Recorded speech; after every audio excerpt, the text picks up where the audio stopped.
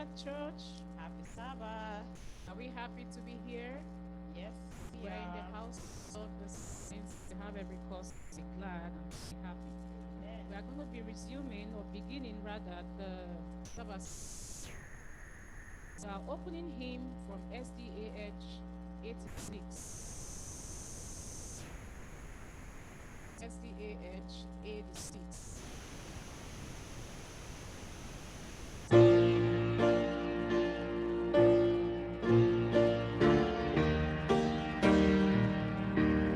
Let us read.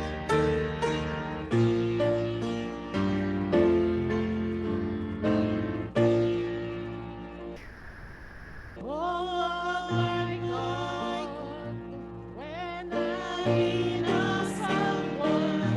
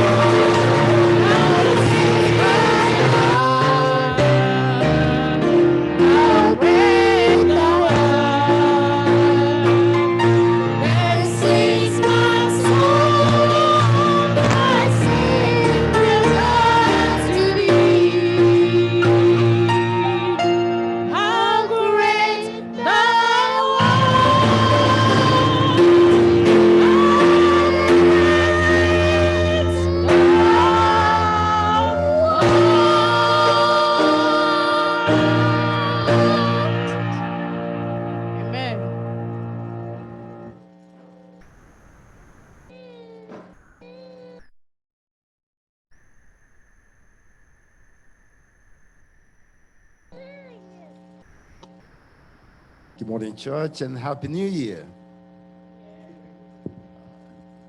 Let us praise God. Our Father, our God, and our Maker, it is with joy, in fact, immense joy, that thy children gather in thy holy presence at this time. We are, for people, very privileged because we are aware that there were those who were alive just a day before the new year, who are not here today in the land of the living. We are in no way better or more deserving than any of them, Lord. We only know that it is only by thy mercy and thy grace and all that I cannot even measure about thee, Lord, that we are here in the land of the living. Thus we want to praise your name. We say, may all glory, honor, praise, holiness, thanksgiving be unto thy holy name forevermore in Jesus' holy name. Lord, we have come here in thy holy presence. We have gathered to worship thee. We thank you for the blessing of this day, Lord.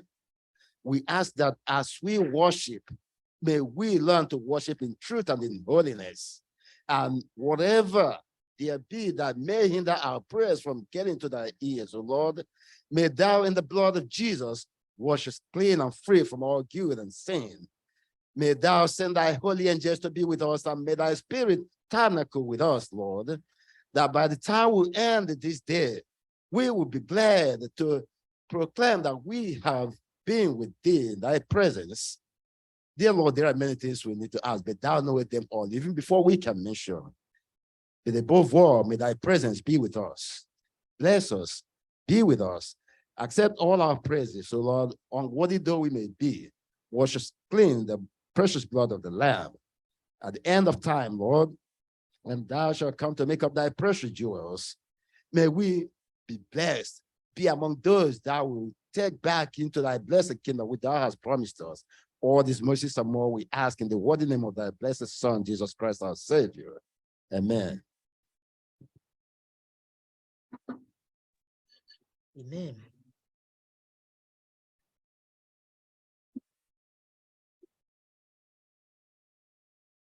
Happy Sabbath, church. Happy Sabbath. Taken from 1 John chapter 3, verse 1. See what great love the Father has lavished on us, that we should be called children of God, and that's what we are. The reason the world does not know us is that it did not know him. May the Lord bless this reading in Jesus' name. Amen.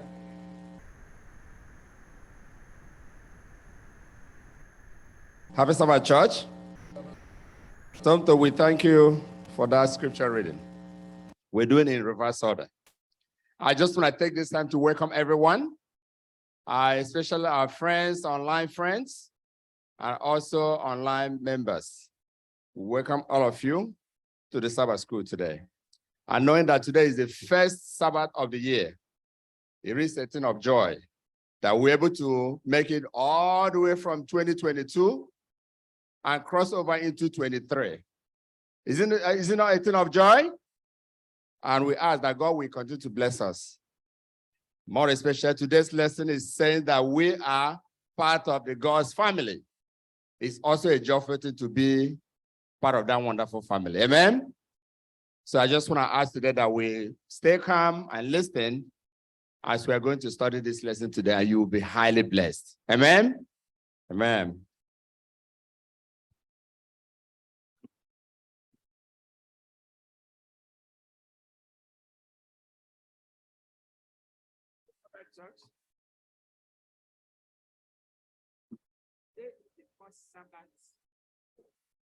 Today is the first Sabbath of the year 2023, and we are just starting a brand new quarter and a brand new lesson. The lesson is captioned, Managing for the Master Till He Comes. This particular lesson is number 21 in the fundamental beliefs of what the Seventh-day Adventist Church believes. Who is a manager? A manager is a steward. So let me read that. Fundamental beliefs, number 21. And here's what it says. We are God's stewards, entrusted by him with time and opportunities, abilities and possessions, and the blessings of the earth and its resources. We are responsible to him for their proper use. We acknowledge God's ownership by faithful service to him and our fellow men, and by returning tithes and giving offerings for the proclamation of his gospel and the support and growth of God's church. So stewardship is a privilege given to us by God for nurture in love and the victory over selfishness and covetousness. So the steward rejoices in the blessing that come to others as a result of his faithfulness. So a steward is a manager, and this manager is accountable. And this stewardship, this management comes with a reward if it is well managed. And here's the thing. God is a relational God. He works in the community of the triune God, and he embraces us into this space as our Father that oversees everything. So he gives us off the back something called dominion. When you have dominion, it's leadership, it's responsibility, it's involvement. Now, this is not talking only about our money, which is the elephant in the house, right? So this lesson, I hope I don't encourage. The lesson is going to tell us my responsibility with the time that God has given me on this planet. What do I do with my time? All the gifts and talent that God has, what do we do with it? The priority of I'm busy, I'm this, I'm this, and that. This is just going to settle that. So in this year, let us just study these lessons, and the Lord is going to help us to translate all of it into action, because what you don't have is time. May the Lord bless his church as the person that is going to moderate the lesson comes. Amen.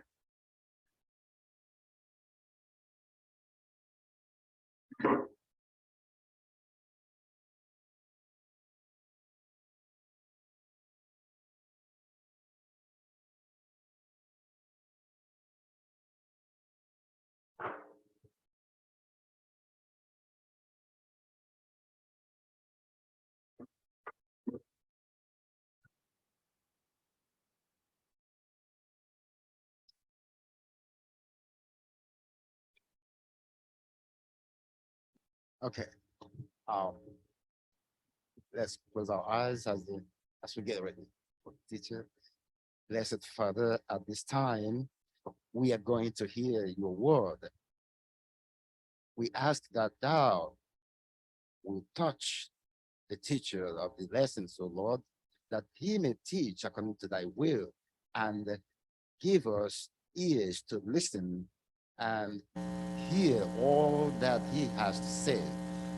May he speak out of thy own blessings, O Lord. Hide him behind the cross and let the gospel flow through him from thee. At the end of time, Heavenly Father, bless us all. In the name of Jesus, I've prayed. Amen.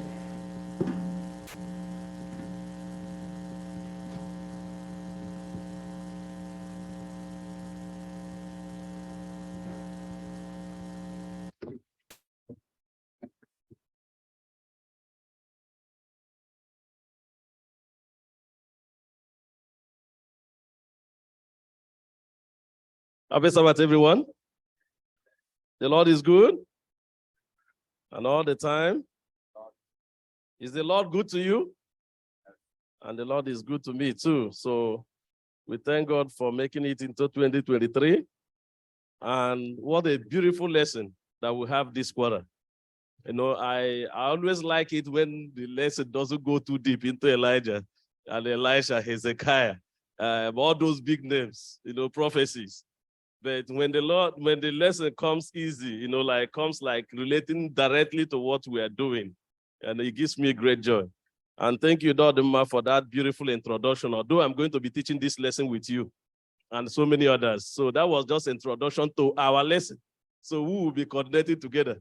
And every other person, please, wherever you are, you'll be reading the Bibles, because we have a lot of things to benefit from the lesson today. And just as Dodema said, is part of God's family. That's the caption of the lesson today. Part of God's family. Are there those who are not part of God's family? And how do I find myself as a part of God's family? Are there those who are not? Are there those who are children of God, but they are not part of God's family? It's a question. Are there those who are children of God? They are children of God, but they are not part of God's family. And what does it mean to be part of God's family?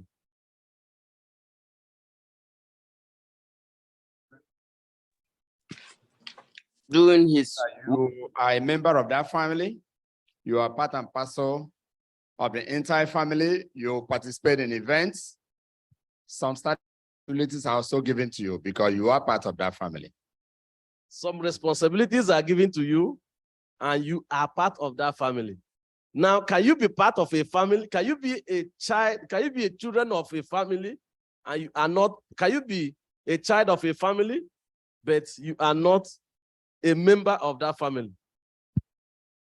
Yes. Yes. It happens all the time. There is where you see a child that was born there, and for some reason, he has no regards for where he or she was born. And he counts himself as not being a part of that family. And so he lives his life or her life as if he's not part of that family. That's still a child of that family. He can still trace his biological roots to the same family, but he's not part of this family, although he's a child of that family.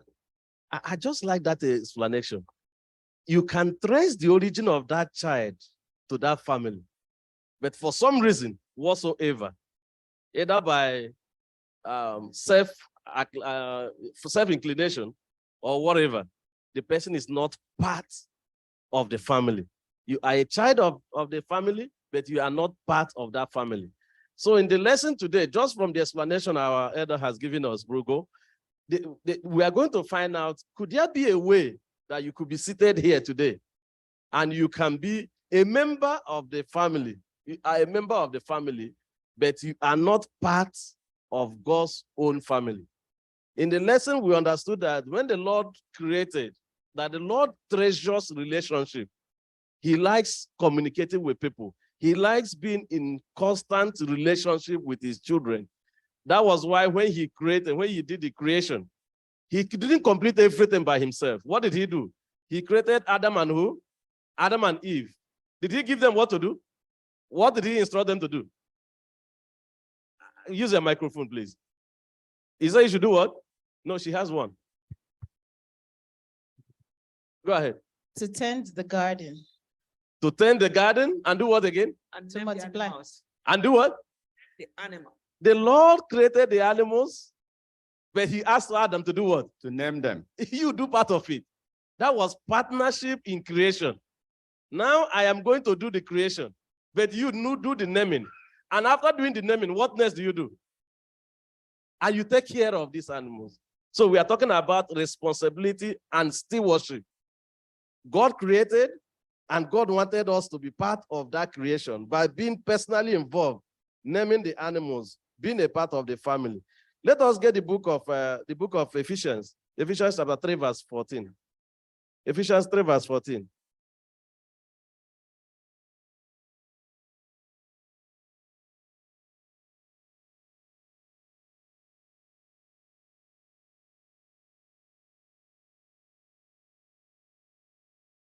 For this cause, I bow my knees unto the Father of our Lord Jesus Christ, of whom the whole family in heaven and earth is named. 15. Yes. Yeah. Okay. So he said, for this cause, I bow my knees to the Father of our Lord Jesus Christ, from whom the whole family in heaven and on what? On earth. The whole family on heaven and on earth. So God the Father, God the Son, God the Holy Spirit in heaven, right? And now you and I here on earth. What do you understand from there?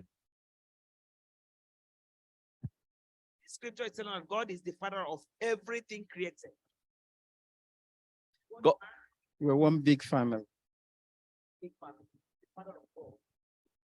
So it's one big family. God is raising his hand. Go. Microphone. Yeah. Okay. So one thing that when I was studying this lesson, this is the most beautiful part of this lesson. You see, why I call the most beautiful part is that I looked at myself as an integral part of a big family. I looked at myself. I said, I used to look at angels as some removed people, but I see them as part of my family. Brother Ugo, if you are my elder brother and somebody is beating me up, who comes to my rescue? My big brothers. My big brother, right? So I know for sure that I have a big family and I have nothing to fear. It gave me a big joy when I was studying the lesson that I'm part of a big family. I'm ascending to my Father. It gives us that courage that we are one very, very big family. There's something you wanted to say? Well, I think that's the same thing I wanted to say, that we are part of this big family and God is the head of the family. So when Christ was teaching us how to pray, what did he say? What did he say we should say? Our Father who art what? Who art in heaven. He was there. He was trying not just to claim the ownership of his own family. He said that the only way that you pray is to pray to our Father. And let me tell you, I think in John 20, verse 17, there was just where he made it very emphatic that, you see, this Father I'm talking about, it's not just only my own Father. It's also, I don't know if you have John 20:17. Jesus said unto her, touch me not, for I am not yet ascended to my Father, but go to my brethren and say unto them, I ascend unto my Father and your Father, and to my God and your God. So I just wanted you to pick that. Jesus resurrected. Mary ran to him and said, you are here. He wanted to hug him. What did he say? He said, hold your peace. Don't clean yourself to me. Because I have not gone to who? To my Father. So he established with that statement, first of all, that he has a Father whom he's going to, right? And now he didn't stop there. If you read down, he says, my Father and what? He just wanted to rope you into it. He said, though I told you I'm going to my Father, that my Father is also who? Is also your Father. So that means if Jesus has a Father and that his Father is our Father, well, who is he to us? I just want you to say it boldly. Who is he? So what does it mean for Christ to be your brother? It's a great thing to be a brother. They say it's a great thing to be your brother. What again? You know, as your big brother, it means you have somebody that's always looking out for you. You have your big brother, always, a great privilege, always looking out for you. What again? It gives us access.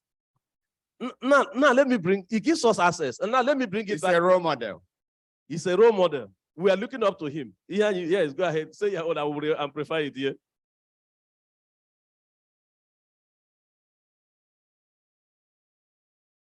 Yes. So here he's saying that your elder brother assumes your father's role. You know, it's just like he specifies your father and you are looking up to him as your father. But let me tell you what makes it even more beautiful. What makes it even more beautiful is when God wanted to talk to who went to see Pharaoh? Who went to see Pharaoh? Moses. When God told Moses to go and see Pharaoh, what was the message to Pharaoh? What? Now Jesus has said his own. My Father, your Father. And then when God wanted to talk to Pharaoh, he says, let my what? People go. See, God himself is coming low, coming down to say, you sitting there, that you're who? You are my person. Let my people do what? Let my people go. And then I think in Exodus chapter 5, verse 1, afterwards Moses, he said, let my people go, that they may hold a feast to me in the wilderness. Let my people, may have my people talao. Now, God is telling you that you are my people. Jesus is telling you that we have together we have a Father. Dr. Chijere, you are raising your hand. What do you want to say? Go ahead. No, I just wanted to say that if we see Christ as our brother, then it brings us closer actually to the Father. So it gives us access, like Dodima said. We're part of that family. So with God, we have access to that family. We have the authority in that family. Only through Christ that we have that relationship. But then if the Lord says, let my people go, he has claimed you to be his own person. I think in Galatians, he says, for you are all sons of God through faith in Christ. So it's not just by our own doing. It's only through what? Through faith in Christ. Because Christ is who? Is our brother. So Christ is our brother, and it's only through faith in that our brother that God can say, you are my person. You are my people. And then in verse 19, it says, and of you are Christ, then you are Abraham's seed, and theirs according to the promise. So through Abraham's seed, through faith in Christ, we claim we are part of God's family. But if we are God's family, why will I be so proud? Why will I be happy to be part of God? Why will I be happy to be part of God? The lesson went deeper. I just like the flow of the lesson when the lesson was talking about that. What you have even belongs to God. God. Now, the lesson wanted to establish the authority of God himself. He said in Psalms, if you have Psalms, you read please for me. Psalms chapter 50, verse 10. Chapter 50, verse 10. For every beast of the forest is mine, 11, 12. and the cattle on the 1,000 hills. I know all the birds of the mountains, and the wild beasts of the field are mine. If I were hungry, I would not tell you, for the world is mine and all its fullness. What has our Lord? Everything. The cattle, he said the cattle, the land, the forest, everything around us belongs to that person who is saying that you belong to me. So if we belong to that family of somebody who has everything, does that communicate anything to you? So what comes to mind? Huh? Even if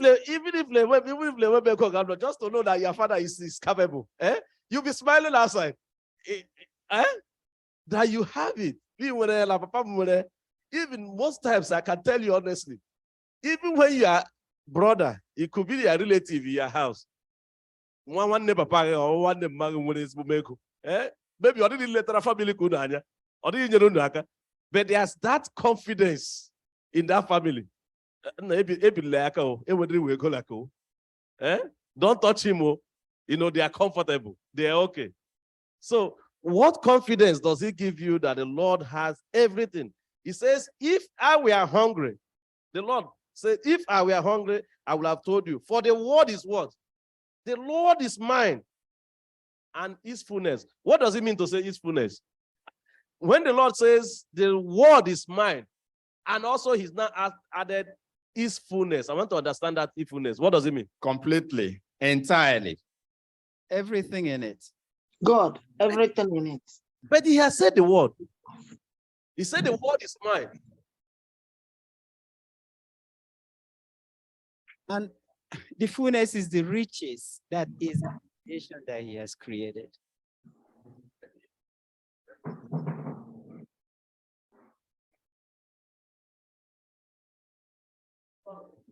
So everything in your family is yours, including the furniture, the chairs, the people, everything.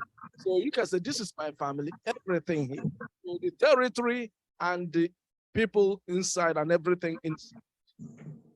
So he's saying that the fullness, that means there's nothing left. He's just trying to make sure that everything completely, just like when he says by prayer and by supplication, you are praying and it's also the same thing. So he's trying to reemphasize it that everything you have, there's no one that says this one belongs to God. Let me keep this one for God and this one is my own. No, he said everything. And when he says everything, including your brain, your talent, whatever you have, whatsoever, It's not only saying those things that are created, I mean, like the resources that are created, but it's telling you also that the talent, the skills you have, even if you sing in the choir, that it belongs to who? It belongs to the Lord. Even if you do go on evangelism, whatever you do belongs to God. Does that throw a certain kind of caution in our life? Eh? So not only that I am so proud that my father has everything, but that he owns me and owns everything about me. What does that tell you? I'm connected. Responsibilities, accountability, And I'm blessed. And you want to be very cautious and careful, right? With how you use those things that don't belong to you, that somebody has given you. Even David himself, after his perfect relationship with God, very beautiful relationship with God, he thought of, what next can I do for my Lord? What did he do? What did he ask to do? He just stayed and he went to who? Nathan. He asked Nathan, can I just plan it up? My relationship with this, my perfect, being, my perfect God. Can I just do what? Do what for him? Can I build him a house? Yes. Can I just build him a what? Don't you're shaking your head. Tell me more. Certain things he did.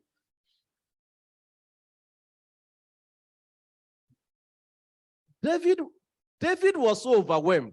He looked to the east, he saw God. He looked to the right, God was there. And the Lord is telling him that everything around you is me. And he said, no, let me build an altar for the Lord. And he went to Nathan and asked him, please, this is what is bothering me in my house. I want to build a house for the Lord. And Nathan said, what? You can do it. You can, yeah, you can. You should be able to do that. And then he went back, but by morning, another message came to Nathan and said, no, the Lord just told Nathan to tell David, he cannot build me a house. Why? Because he was so much involved in wars and so many things that he did. He can't build me an altar. But did David stop there? David said, no, can you just ask him again if I can at least assemble all the materials? Let me assemble all the materials for the temple. And then the lesson told us that he was allowed to assemble all the materials, precious materials, wonderful materials.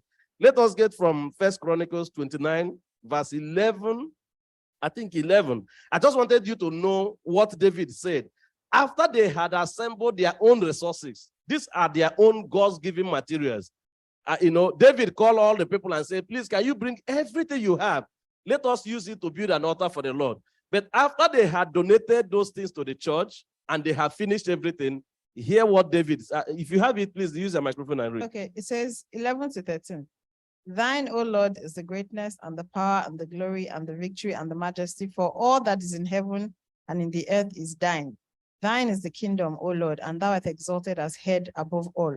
Both riches and honor come of thee, and thou reignest over all. And in thy hand is power and might, and in thy hand it is to make great and to give strength unto all.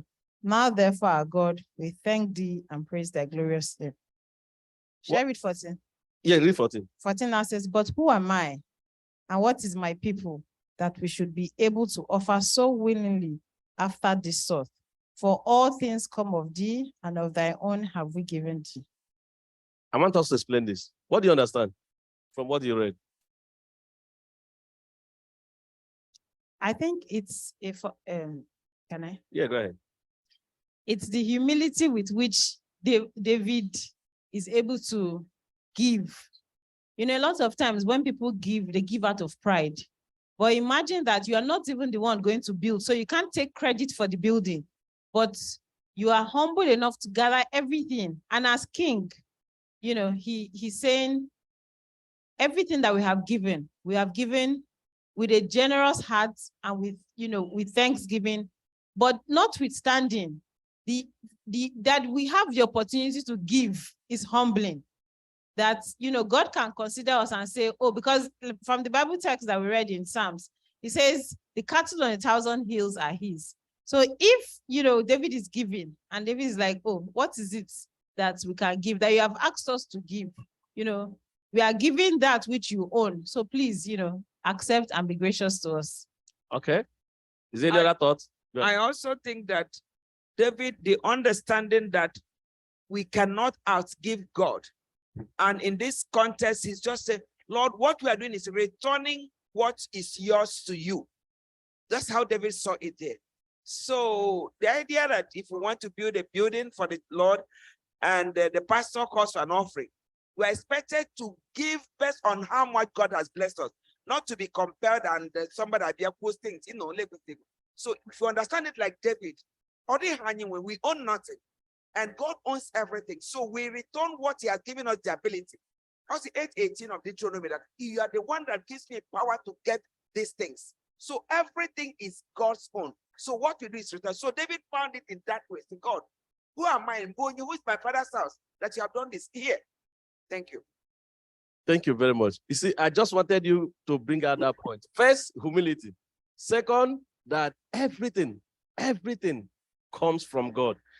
If you read it quietly, verse 11 that says, everything in heaven and on earth, every, these resources are already before David, and he is talking to God. He said, everything belongs to you. That's the first one. And then he mentioned that wealth and honor, wealth and whatever that comes with it is with who? It's from you. And not only that, everything comes from you. And then from what the man said, he says, we have given you only what comes from your own hand. Whatever we have returned today, it is only from your own hand. So what have you in your hand? And what have you returned to the Lord? The lesson is telling us that everything you have, you return with honor, with praises. You just thank God for what you have. And none of them is yours. They are God. Everything belongs to the Lord. Do we have other contributions there?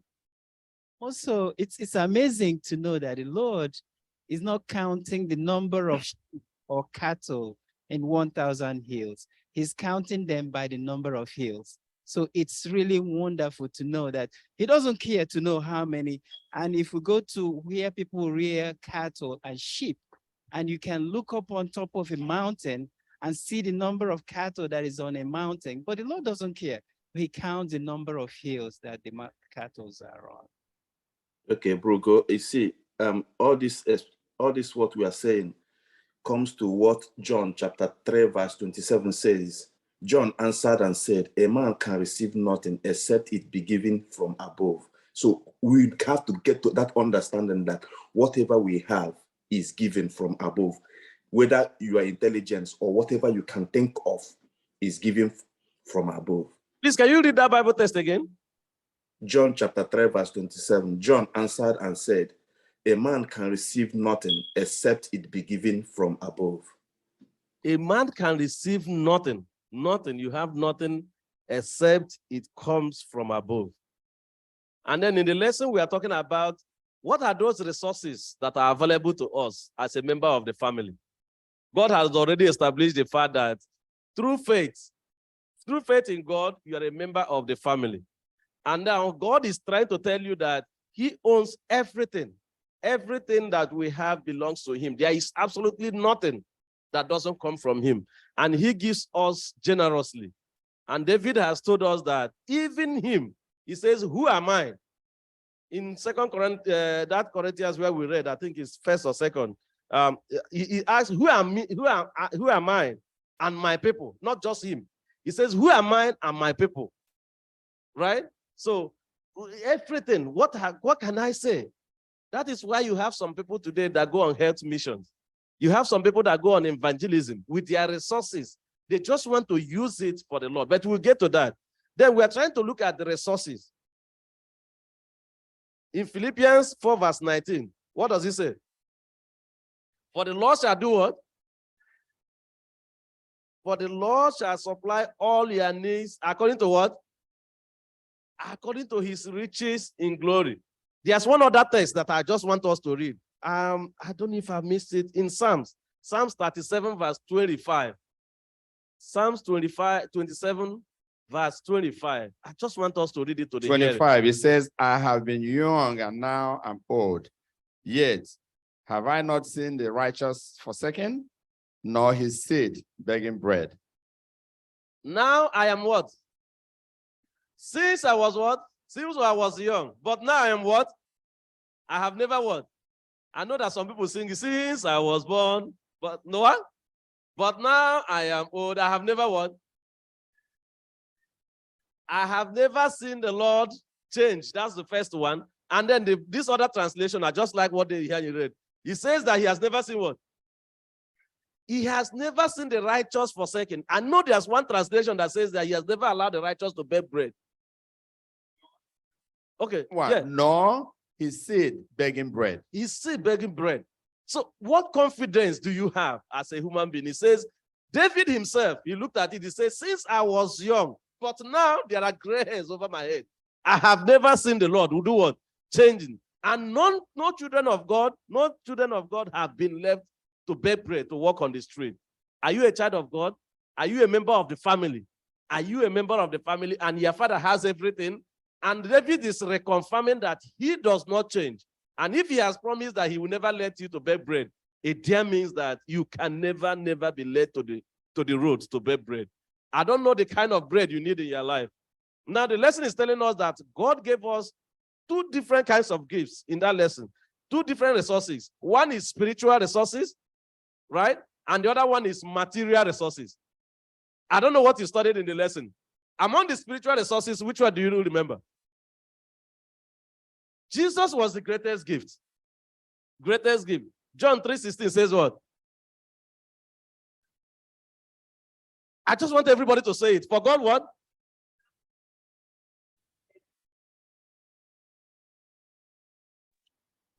Should not perish, but have everlasting life. So, he gave his son so that you can do what? You can have everlasting life. That's the first gift, the most precious gift. He gave you his son, a gift to you for salvation. So salvation through his son is the first gift. What other gifts were promised to us? The Holy Spirit. When Jesus was going, he said what? Don't cry. Don't cry. Be yourself. Because I am going to who? I'm going to my Father. And I'm going to talk to him. And he will do what? He will send you a comforter. So in the lesson today, we have Jesus as a gift for salvation. The first gift. The second gift is the gift of the Holy Spirit. Now you ask yourself, do I have these spiritual gifts? And then I have just mentioned that one. There's another one. The third one. What are the third one? What is the third one? The Spirit. What? The fruits of the Spirit. These fruits of the Spirit. So we were told that all those have been given to us. The Holy Spirit has been given to us, and all those other ones have been given. Salvation has been given to us, and also our existence. Our existence belongs to God, and all those have been given to us. And he didn't just start by giving us the Holy Spirit, giving us Jesus for our salvation, promising us the gift of the Holy Spirit. Maybe if I always refer to the choir because I wish I can sing. If you have the voice of singing, God gave it to you. If you can preach, if you can talk, God gave it to you. So he gave you all that. But there are other things that he has also given you that are material resources. What are those material resources? I said two. He gave you one as spiritual, and he gave you another one as material. So Yinka, you are raising your hand. Go ahead. Oh, yes, I wanted to bring 2 Peter chapter 1, verse 3 to our notice. The Bible says, according to his divine power, God has given us all the things that pertain to life and godliness. So we have all, God has given us all we need for life and godliness. He has given us all for our life and also for our godliness. What again? All that scripture is saying that God has all that it takes, all that we need to live a holy life. Because you're talking about the Holy Spirit. Holy Spirit is holy. So God has given it, but it is our responsibility to make our life comfortable and habitable for the Holy Spirit to reside on the inside. And that's part of stewardship.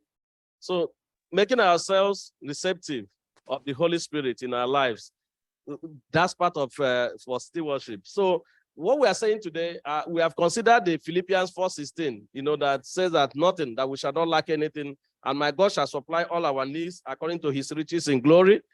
All needs, material, spiritual, every need. He says that he's going to supply you according to his riches in glory. So ask yourself, Ugochukwu, what do I need?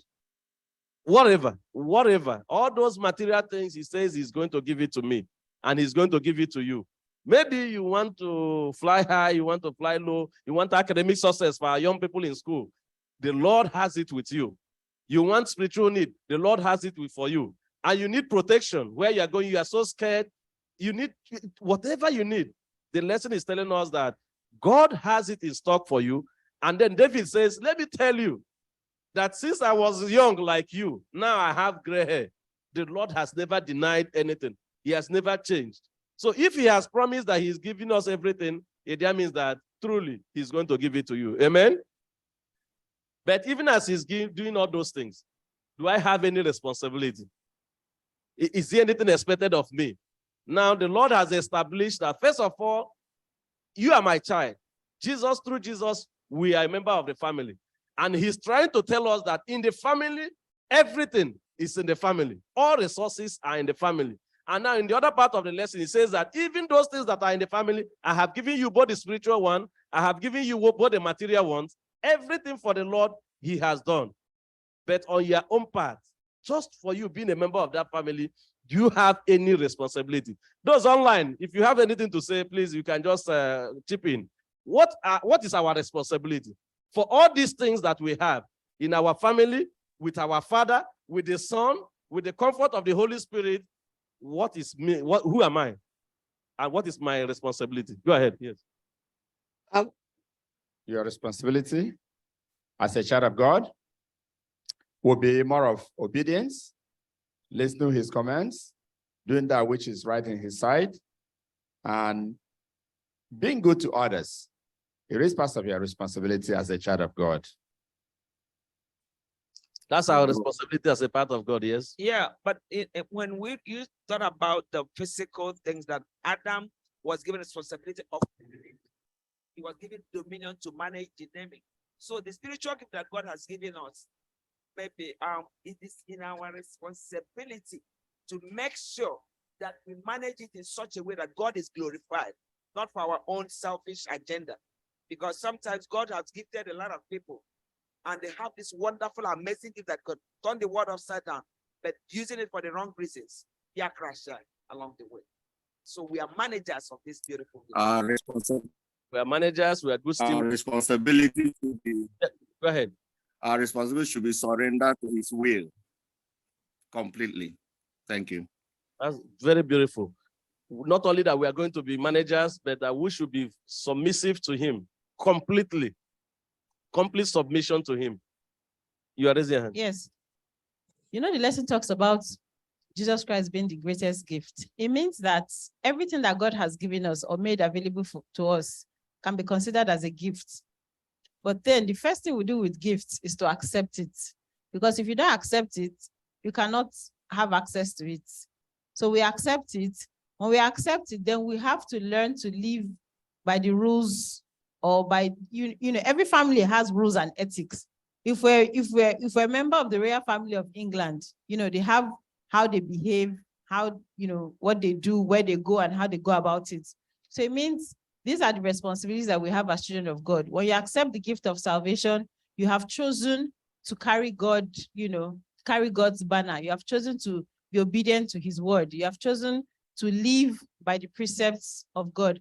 And this means that whether it is spiritual and whether it is material gifts, you know that you are going to be accountable for it.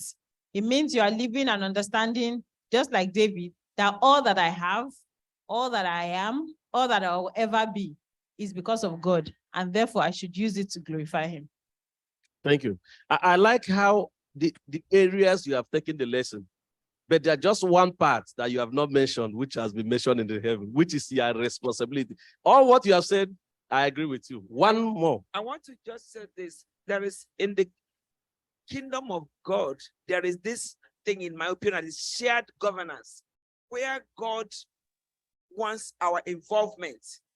So God did not just put us our responsibility, it's a shared governance. God is doing this for Adam. He created the goat, and God says, Adam, here, you name the goat. And Adam says, your name is goat.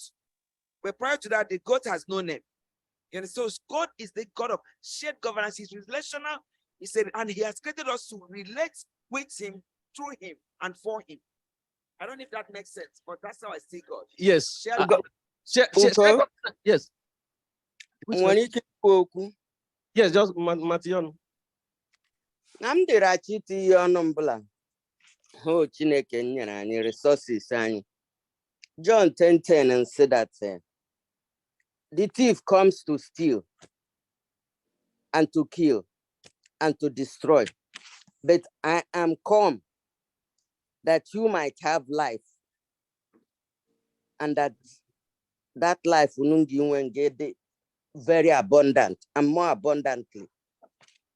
What does that mean to us? I'm sorry I'm taking you away from the responsibilities. Hey, just are you asking that as a question? If you're asking it as a question, we'll answer it later. But if you're making a contribution, go ahead. Politics. No. Okay. If it's a question, we'll answer it later. If it's a Okay. contribution, go ahead. Because we're Let not me talking come about in there the because finish responsibility. But go ahead with the contribution. For us to live an abundant life, what it means to human beings is that we have to comply with the laws of health. It is very important. Even the climate, we have to do those things. Anything that will keep the things God created to be in perfect order, it is part of our duty to do them. Now I get where you are going. And thank God that I didn't allow you to ask that as a question, because it's part of the lesson when we are talking about responsibility. It's part of it, but I wanted us to go in sequence. The first sequence is love.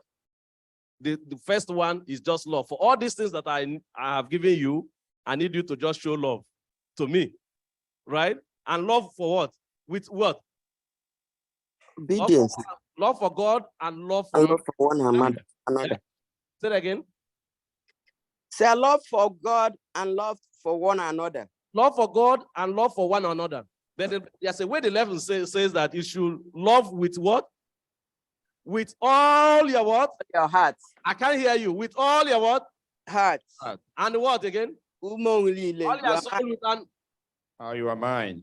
All your mind, all your strength. You love me with all your heart, with all your soul, with all your mind. So I like the emphasis in the lesson today.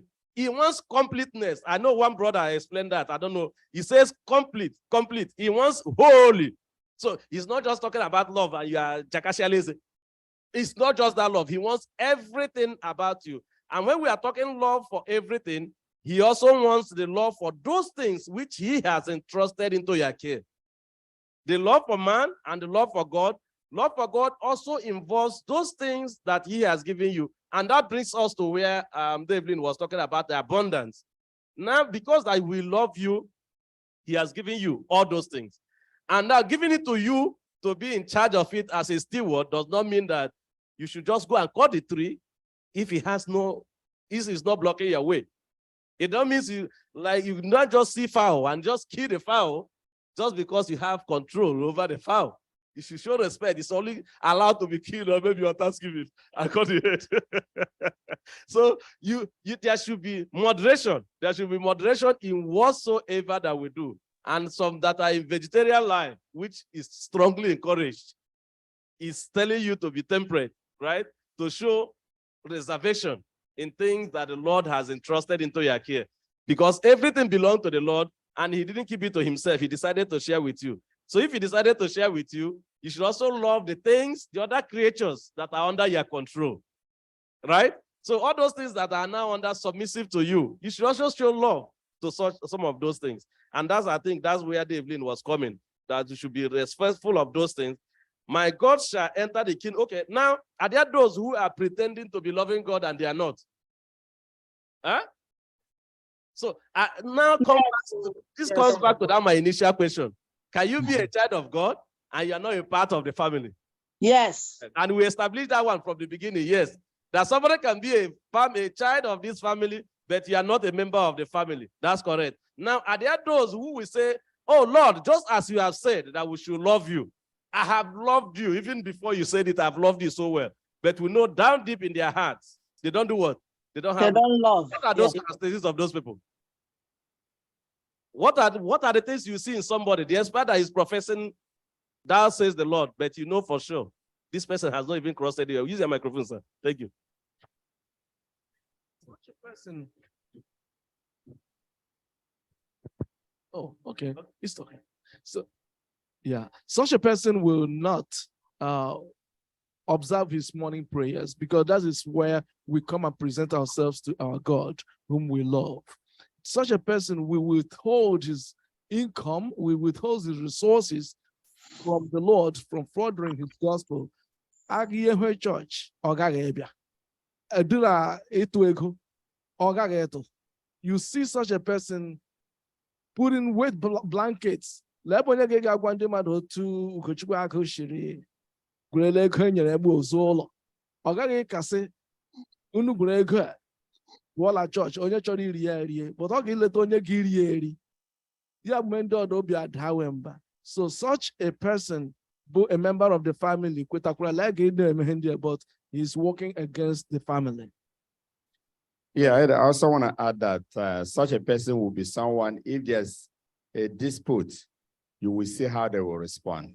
They will not be calm enough to look at it the way it should be looked at. You see them do something in the church, step outside, they're completely a different person. And you can see that very clearly. Oh, so you can just wear a different, you can wear a different suit in the church, and when you are seen outside, you're completely different. You are horrible. People can say it. I'm looking at it from a different angle. When we say part of the family, the person cannot show love or acceptance to other members of the family. It goes even beyond paying tithe. If the brother or sister offends them, you would see how they would hold on to that grudge. The spirit of forgiveness would not be in them. So they cannot love other people in the family. So what I'm taking from you is that you can't show that you are loving when you have grudges, Yes. when you are not forgiving. Yes. All those things contradict our belief. Mama, go ahead, yours, quickly. All we are saying is this. God says it's good to be rich in the lesson. And that riches that God has given you in your house. God is going to give you responsibilities that will fit the richness God gave to you. We are finding it difficult to use the money. It's me. I went to America. I did 16 hours in 24 hours. I gathered my money. Now he himself didn't do anything. I will now come and build a house for him. And God has given me enough money to build a house for others. And instead of going to help others, I will buy a land of 10 acres here. I will buy land of 20 acres in the other place. I want to rent all the buildings. Forgetting what Peter told us. That heaven and earth will be melted. The earth itself will declare what manner of people are we going to be. So that is the question that we all have to ask ourselves. Have I done enough? Exactly. Have I given part of my riches to the poor? Have I been able to build houses for others? Those are the most things that God is telling us. Mama has summarized the treasure in heaven. You know, we are going there, but you can see that she's so passionate about what we do with the resources we have been given. And that's the quick summary of the last place that we have in the lesson. But one thing I want you guys to help me solve, I just want everybody to look at it. He says the lesson tells us that in Matthew chapter 6, verse 9, it says, do not lay up your what? Treasure. Your treasures on earth. What? Where what? Where we eat it. Where moth and rust destroy. Where thieves also break in and steal. But we should do what? We should lay up our treasures in heaven. We should lay up our treasures in heaven. And then, there you go, I'm coming to you. So, now in the world, we have riches. God has told us from where we started, you know, we talked about family and son in the family. Now we established that God is so rich. We continue to say that he has everything and he has given us the best gift and every gift comes from him. Now we are stewards. And he has given us everything. And Jesus is coming to tell us that do not lay those treasures here on earth, that you should lay those treasures in heaven. And let me say another one. I wanted to say it in bits. That's the first one. What does it mean for we to lay our treasures in heaven and not laying it on earth? Even as God himself has given us those treasures here on earth, Now, the Jesus is telling us that we should lay them in heaven, as against laying it here that God has given it to us. That's the first one. And Mama tried explaining the first one, which I've got from her. Then another one. Did Job and Abraham disobey God? Disobey Christ? Because Christ No. said, lay up your treasure in heaven. But I know that Job, if you read Job chapter 1, he said that Job lacked what? Job had everything on earth, and I know Job has not gone to heaven.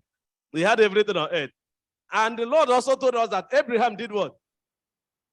The Lord asked him to move, and here he moved. He did what? He blessed him, and he did what? He lacked nothing. So those people also had their resources here on earth. So why me, why should I lay my resources in heaven and not laying it here on earth if I need to be? There you go ahead. Which it depends on what type of resources you're talking about. Are you talking about material resources or spiritual resources? I say lay up your resources. Lay us your treasure. Your treasure. Go ahead. The Bible tells us that when you do it for one of these, you have done it for me.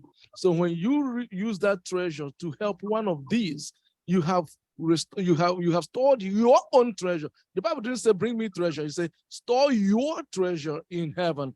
In other words, from there I will open the windows of heaven and pour it out back to you, because I know that you will always use it. You see, when I hold my hand like this, I will not be able to receive something in this same hand. So when you take care of children of God, God said, that guy is working hard. Give him more. But when you are not doing it, you have no single treasure in heaven, and there will be nothing poured out to you. So it's like investment, brother. You invested in a stock. The Bible says when we're doing this, we're investing in a heavenly stock. And from there, it's multiplying.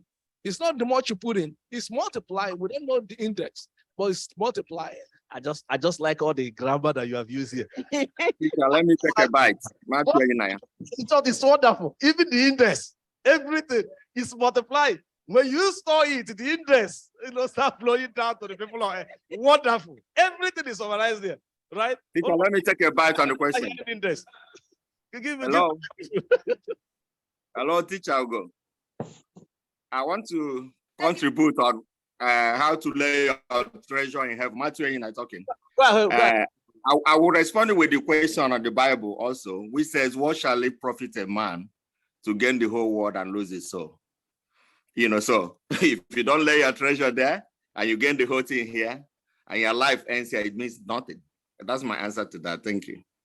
So it's even another frightening part. It's telling you, if you don't lay the treasure, the index, if you don't lay that treasure and the index comes to you here on earth, it means that you are going to lose everything. That's even the direction he's taking it. Now that you are in trouble because the love of God is there and the resources is there. And he has given it to you freely. And he wants you to store it in heaven. And one of those ways, just as Dechigo has said, one of those to store it in heaven is, I think Ugo said it also, to send it to your neighbor. Mama said it before, that when you have the whole resources and you are taking them to go and build mansions in Nigeria, to go and build, buy land, and just keeping it all to yourself, and you have the poor, and you have the needy, you have the church starving, and you are not using it for preaching the word, you are not using it to reach out. Hope Channel will be asking for donation. You keep your eyes closed. Nigeria will be asking for support to buildings that are collapsing, and the flood that is ravaging our churches. You keep close eyes. But if they give you 1 minute, you are buying 10 plots of land, and you are using it to build hotel. The Bible is saying, store up your treasure where? In heaven. That all those places in cattle, in whatever houses, that moth and rot. And moth, we can say termite. And some of us will go and build mansions. And we can only live in those mansions 2 weeks. Most times, highest you live there is 1 month. You go February 15, you are back. And those mansions are there. And the moth and termites are enjoying the greater part of the year. Then we are only living one part of it. The lesson is telling us that we should remember to store up where? In heaven. Store up in the human beings. Make sure that the gospel will be preached and it will be heard to every generation. And that will be the blessings will come to us. I don't want us to start reading all those. So that's what we have in our lesson today. I know there are so many hands up, but my time is up. I just want to say one thing. Just one thing. Oh, my microphone. He said, I was hungry. You did what? Did not give I was hungry. You did not give me food. I was naked. You did not buy me clothes. And you did not. So, part of those people that will. Prison. Thank you very much, Mama. So, part of those ones that will love God, they will sit in the church. And when they see somebody that is no clothed and they didn't give them clothes, did they love God? No. That's what Mama said. When you are hungry, you gave me food because you visited me. So you must be able to visit. You must be able to. Thank you very much. Go ahead. God does not bless us because of us. God blesses us because of the people around us. That should be our motto. If we know and understand that God did not bless me because of me or my children or my husband. God blessed me because of the extended family around me, in the church, in my neighborhood. That should be what decides whatever we do. And that would help us if we can just emulate that and put that into practice. If you can only understand that you're a conduit of blessing, God is just using you as a channel. If the water pours through you, it will splash to every other person. If you feel that the water is already running through you and you sink it in the ground, if it runs through you, it goes to the ground. God will find another person. Because the water needs to hit the ground and splash on everybody. May the Lord bless us in Jesus' name.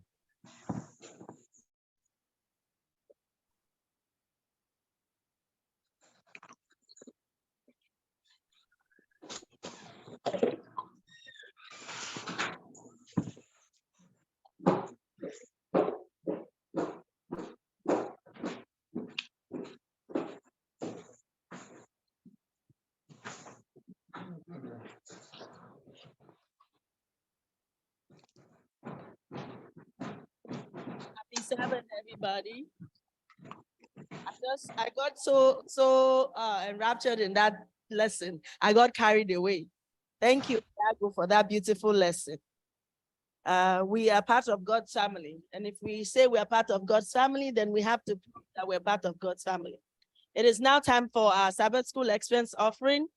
It's one of the things that our elder just talked about now. Give of your best to the master, not the bottom of your wallet, to your best. That's what they said.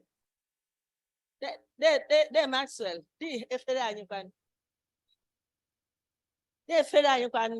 Okay, up there. Thank you. And those of you online, please, our online giving platforms are there.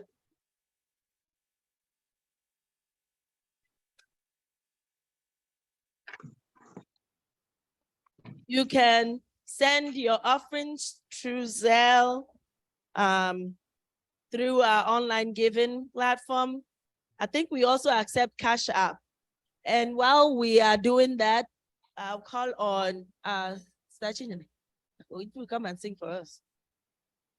While they're singing and blessing us, please let's dip our hands in our pockets and bless God. Yes, our online platform has been projected. Our Zelle account is 92977771752. Or you can email it to igotreasury@gmail.com, or you can go to adventistgiving.org and or you can click online giving and it will take you straight to our website, our church website, and you can give. So you have so many avenues of giving. So give of the best to the master. And the Lord bless us as we do this. Amen.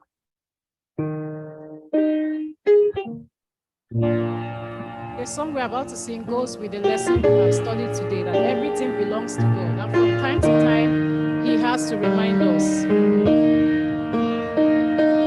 things that I love and hold to my heart, they're just borrowed, they're not mine. Jesus only rescues them to brighten my life. So remind me the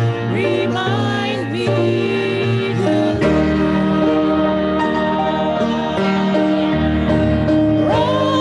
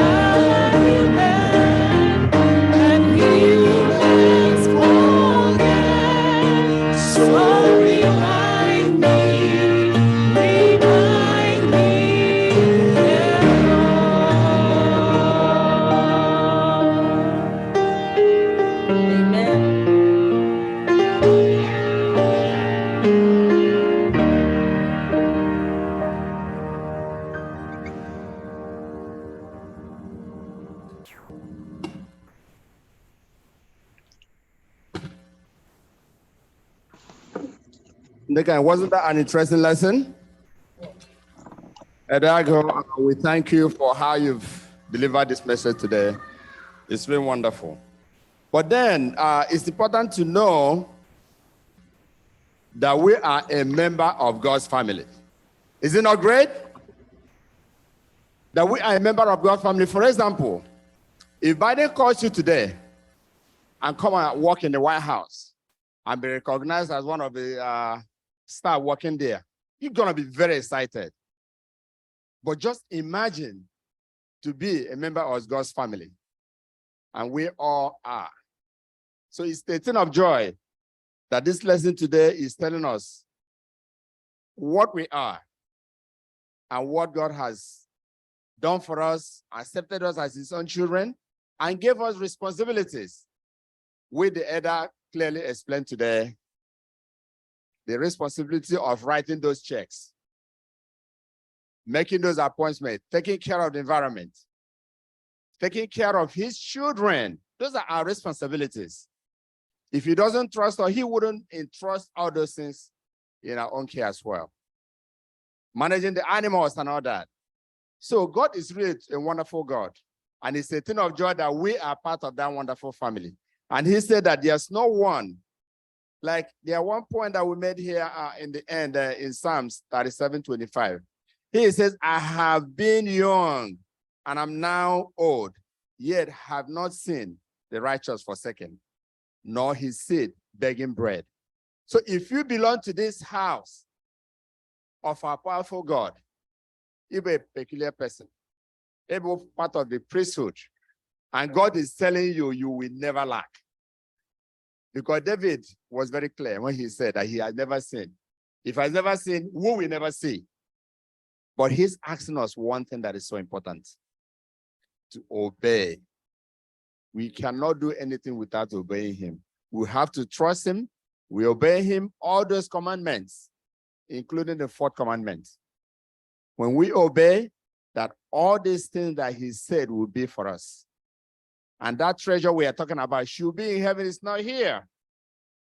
As you do whatever you are doing, going about your activities, helping one another, as we love one another, very important. But what you do, you have to recognize there are those that are less privileged than you are. If you have the privilege of helping one another, please do. That's the way you keep that treasure in heaven. Because whatever you have down here can be destroyed, but in heaven, it can never be destroyed. Amen? So as we go about our activities today, next week, whatever, it's good to know we are children of God. And it's good to know that we are members of that priesthood, that wonderful family.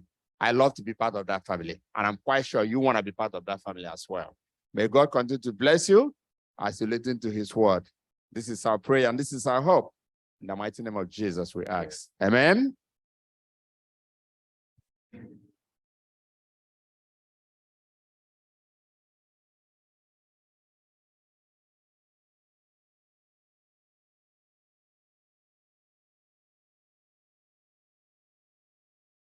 Our closing hymn for the Sabbath school, we're taking from SDAH 249. SDAH 249. Praise him, praise him. It's all nice.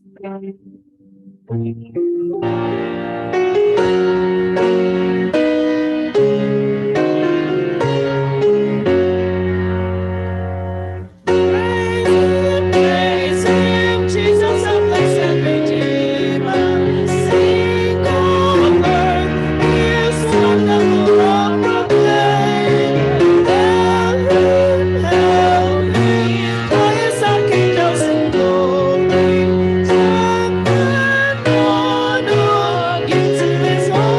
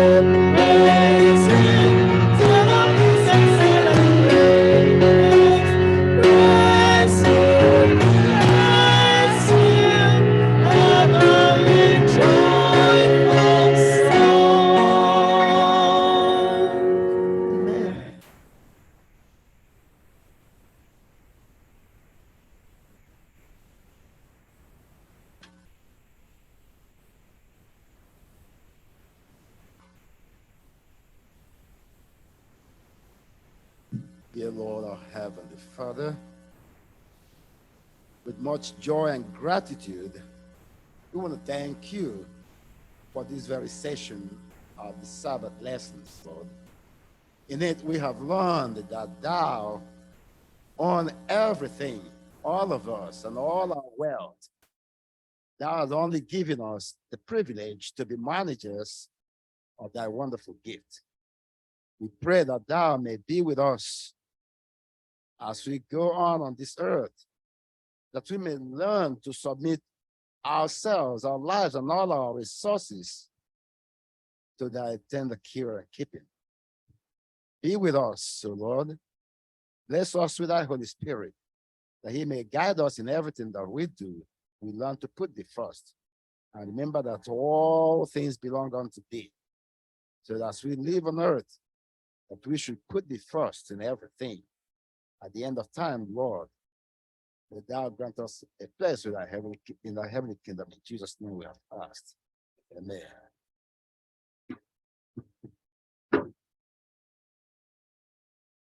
Join us next Sabbath, same place, same station, for another wonderful lesson. I don't know who's going to teach the lesson, but I hope Elder Ago will teach us next week again. Or maybe Pastor will teach us, or maybe Brother Azu will teach us. Whoever is going to teach us the next week. Or maybe Brother Enin Matthew, even though he's not here today, we will rope him in. I pray that the Lord will bless us, and that as we've been blessed this Sabbath, that the Lord will continue to be with us. Please join us again. And for those online, thank you for joining us. Make sure you join us, same station, same Zoom channel next weekend. And those on Facebook, thank you. Those on YouTube, thank you. May the Lord bless us all in Jesus' name. Amen. We welcome you to Sabbath school. We are happy that you are here. Happy Sabbath day. Happy Sabbath day to you all. Till we meet again. Hallelujah. We welcome you to Sabbath. Happy Sabbath day. We are happy that you are here. Happy Sabbath day. Happy Sabbath day to you all. Till we meet again. The Sabbath day is bright and fair. It's bright and shine. It's bright and shine. The Sabbath day is bright. It's bright and shine. Oh, happy, oh, happy, oh, happy Sabbath day. Oh, happy, oh, happy, oh, happy Sabbath day. The Sabbath day is bright. It's bright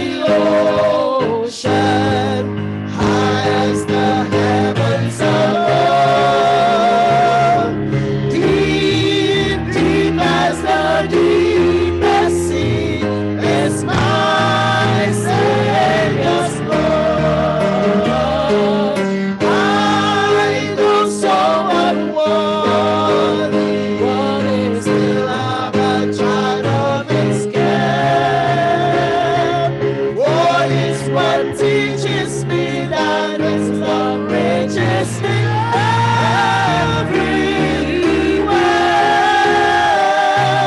For it's what teaches me that His love reaches me everywhere.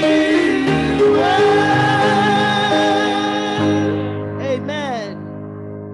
Amen. His love reaches us everywhere. All right. Let's sing SDAH 1. Praise to the Lord, the Almighty, the King of creation. Praise to the Lord, the Almighty.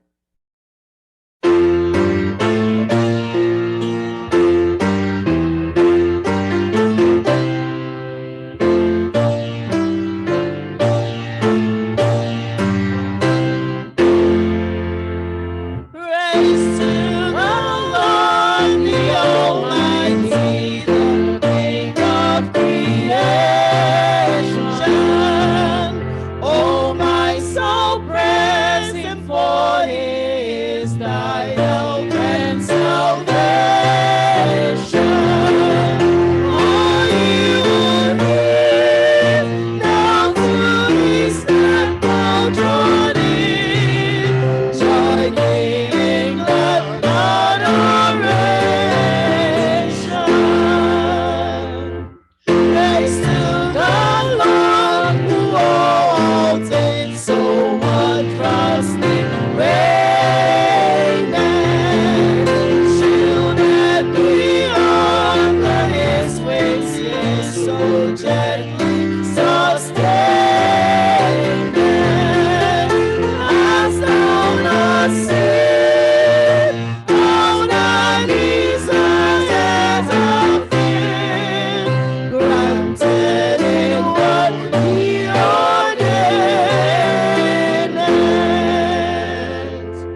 Praise to the Lord, who doth prosper thy work and defend thee.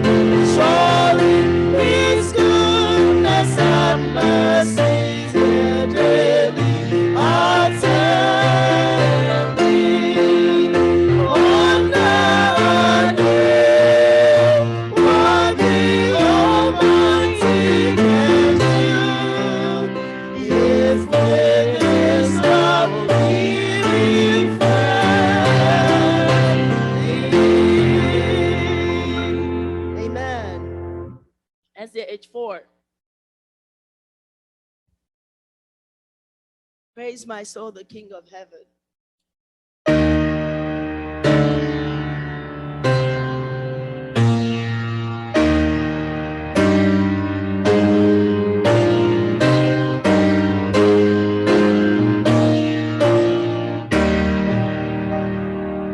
Praise my soul, the King of heaven. To His feet thy children bring. Ransom will restored for heathen, who like His precious sin. Praising, praising, hallelujah. Praise the everlasting King. Praise Him for His grace and favor to our fathers in distress. Praise Him still the same forever, slow to chide and swift to bless. Praise Him, hallelujah. On the earth His mercies flows. Angels help us, shields and spares us. Well of evil friend He knows. In His hands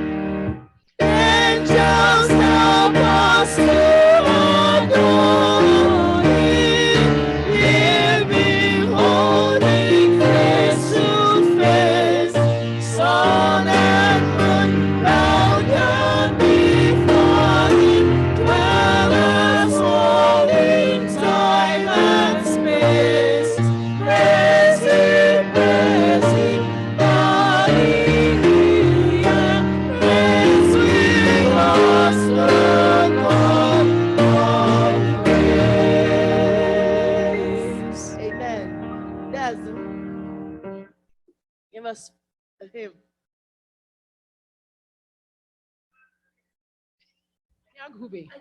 Let him.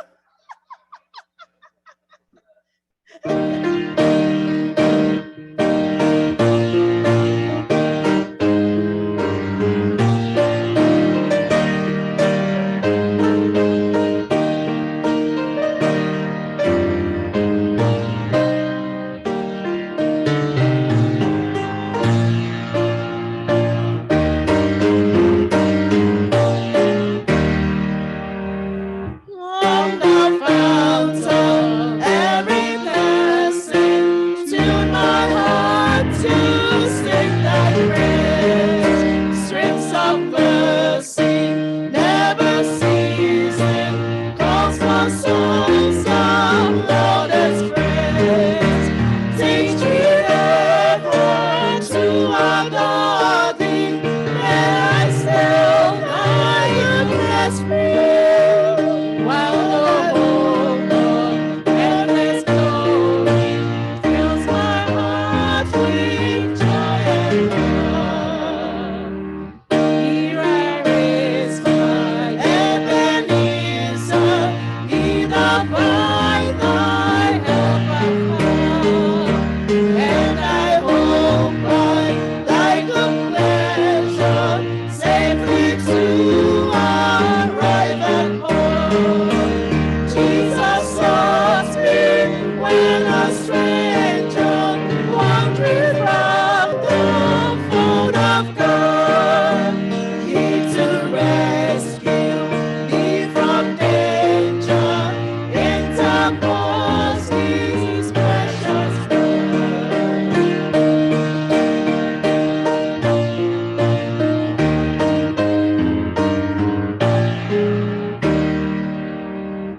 Oh, to grace, how great a debtor daily am constrained to be.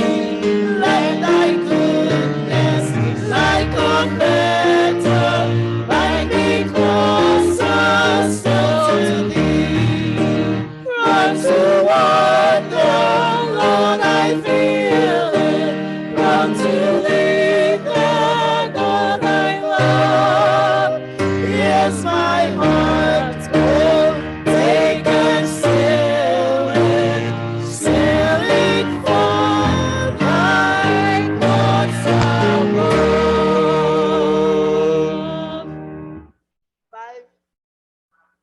513, SAH 513.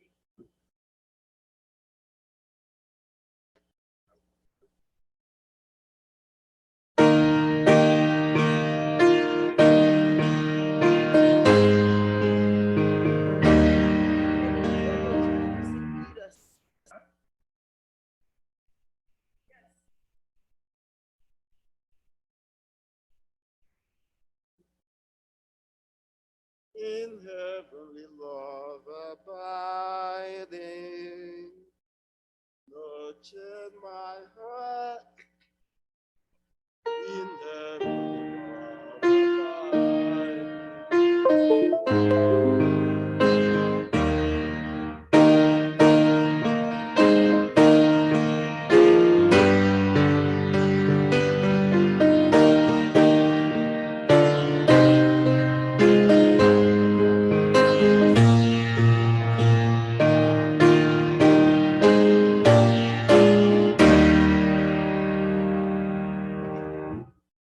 in heavenly love abiding, nurtured my heart shall feel, and so and surface such confiding, for nothing changes here. The storm may roar without me, my heart may low be laid, but God is round about me, and can I be dismayed? Amen. We have to learn. There are some songs that we don't know, we've forgotten. We have to learn them. That's how we, all the the hymns in our hymn book are for us to sing. So please, we're supposed to know them. So when there's a song we don't know, let's give who knows it a chance to teach us. That's how we learn. Please, let's be patient with each other. That's how we would learn. SDH 83, oh worship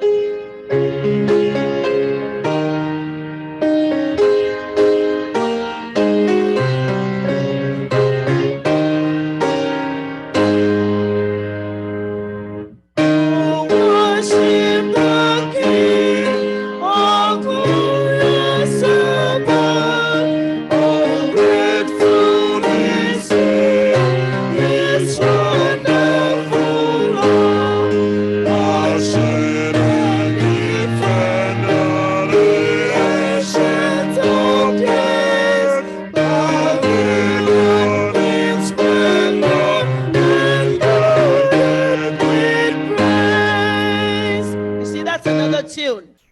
We're supposed to know all the tunes of our song, but all of you didn't know it, right? A lot of us didn't know it. We're used to do, oh, worship the King, oh, glorious above. Then please play the regular tune.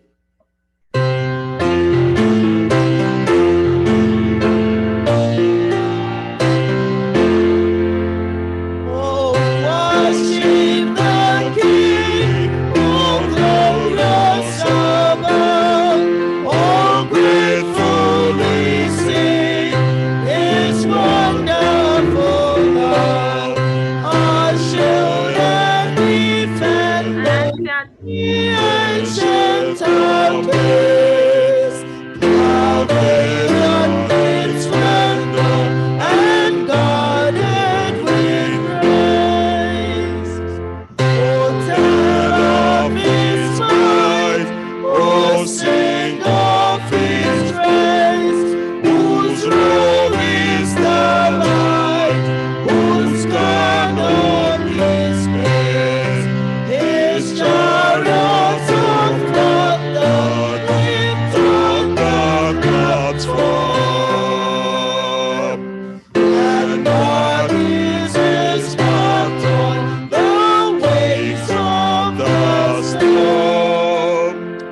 Thy bountiful care, O temporary sun, it breathes in the air, it shines in the light, it streams from the hills, it descends to the grave, and sweetly it stills in the dew and the rain. Frail children of dust and feeble as frail, indeed do we trust, nor find thee to fail. Thy mercies how tender, how firm till the end. Our Maker, defender, redeemer, and friend. Amen. That's where we're coming back to 335.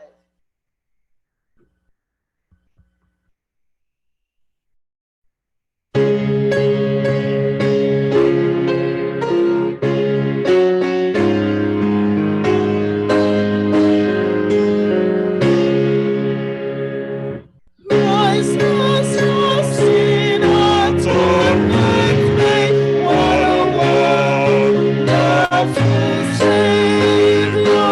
We are in Him, the price is paid. What a wonderful Savior. What a wonderful Savior is Jesus, my Jesus. What a wonderful Savior.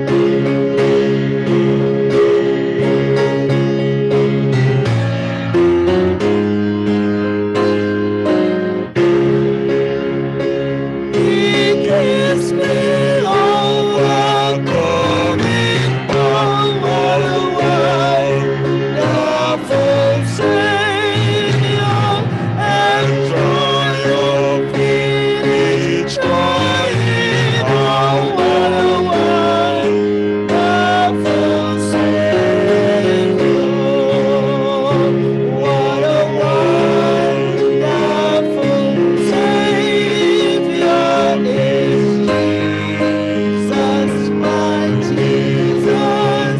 What a wonderful Savior is Jesus, my Lord. Amen. SDH 8.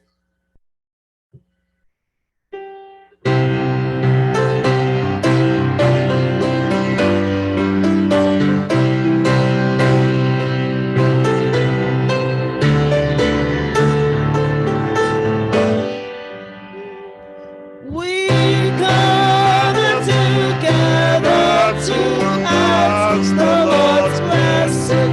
Each business and business is will to make known the wicked oppressing. Now cease from distressing. Sing praises to his name. He forgets not his own. Beside us to guide us, our God with us joining, ordained and turning his kingdom divine. So from the beginning, the fight we were winning. Now Lord, brought us on, all glory be thine. Behold, to extol thee, thou leader triumphant, and greater than still the defender will be. Let thy congregation escape tribulation, thy name be ever praised, O Lord, make us thy name be ever praised, O Lord, make us free. Amen. 4:9:3.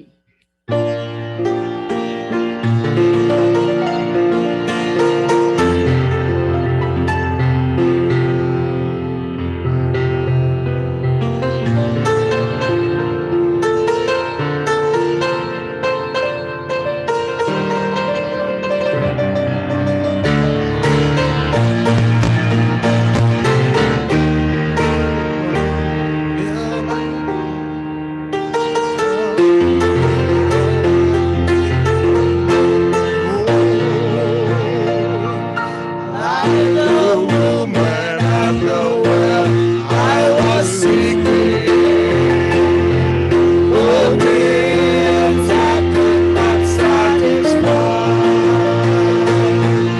And then I heard my Savior speaking, "Come from the well, and never shall run dry. Fill my cup, Lord, I lift it up, Lord. Come and quench this thirsting of my soul. Bread of heaven, feed me till I want no more. Fill my cup, fill it up, and make me whole. There are millions in this world who are craving the pleasures and fleeting afford, but none can match the wondrous treasure that I find in Jesus Christ my Lord. Fill my cup, Lord, I lift it up, Lord. Come and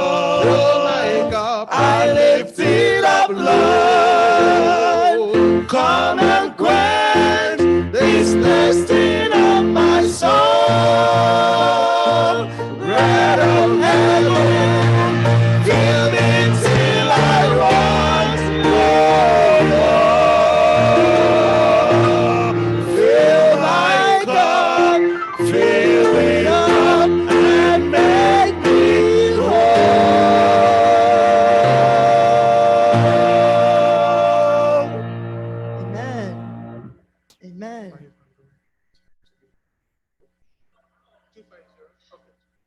Huh?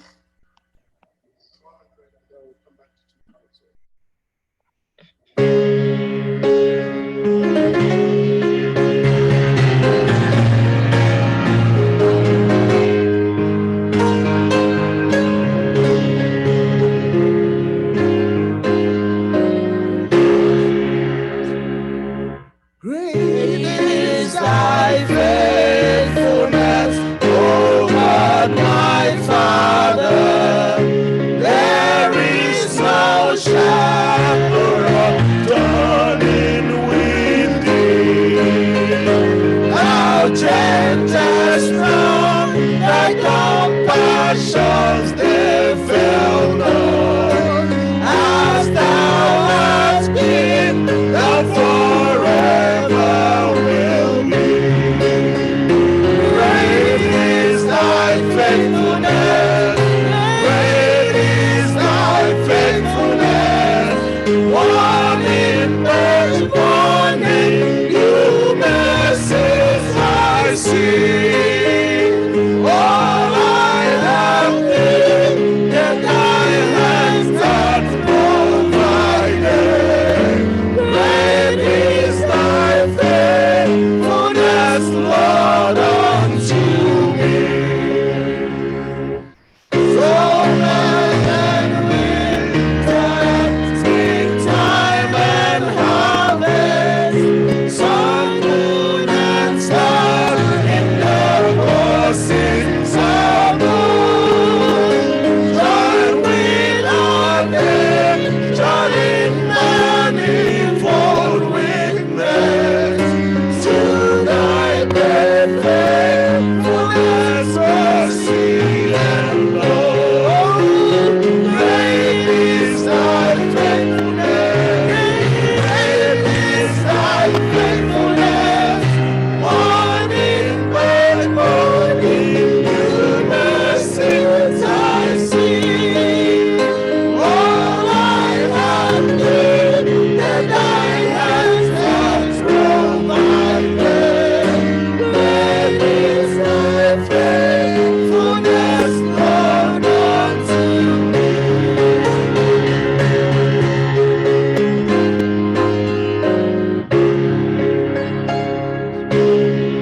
Summer and winter, standing already, thine on their breasts, share and to die. Breakfast today and breakfast for tomorrow. Blessings are mine, written thousands beside. Oh,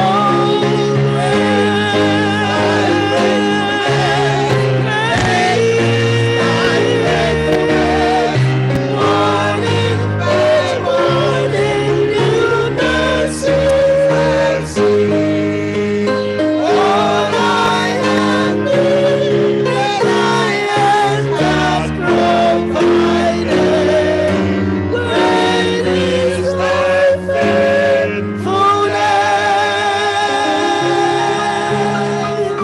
Lord, unto me.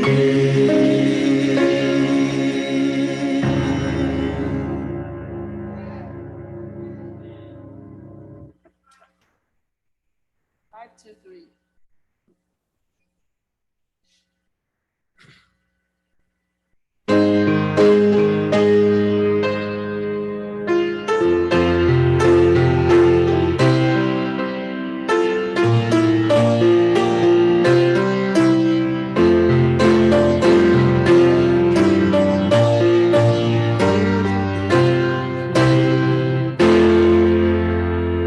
My faith has found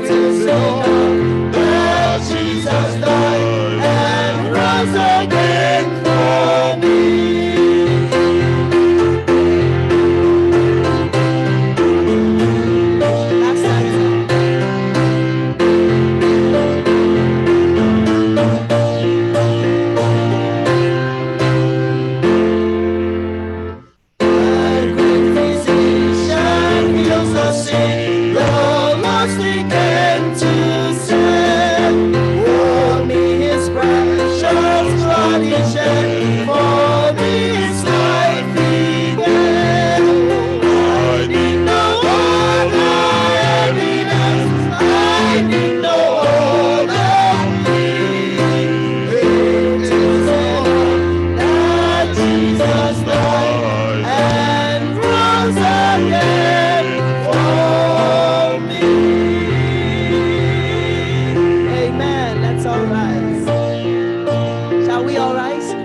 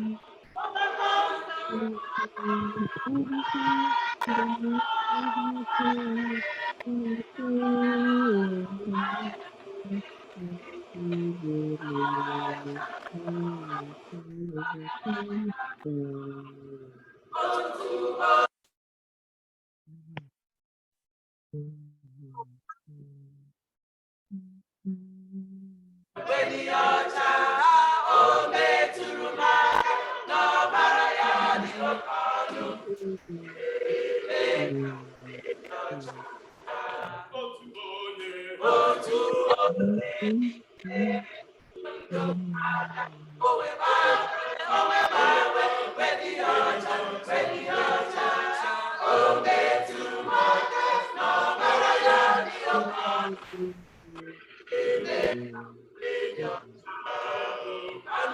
yourself in the sight of the Lord. Humble yourself in the sight of the Lord, and He shall lift you up, and He shall lift you up. Humble yourself in the sight of the Lord. Humble yourself in the sight of the Lord. Humble yourself in the sight of the Lord, and He shall lift you up, and He shall lift you up. Humble yourself in the sight of the Lord.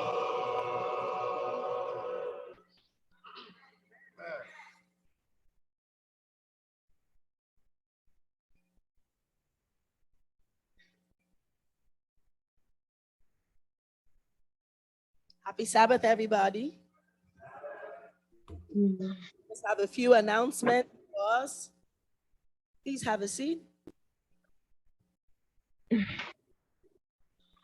would be board meeting immediately after church. So our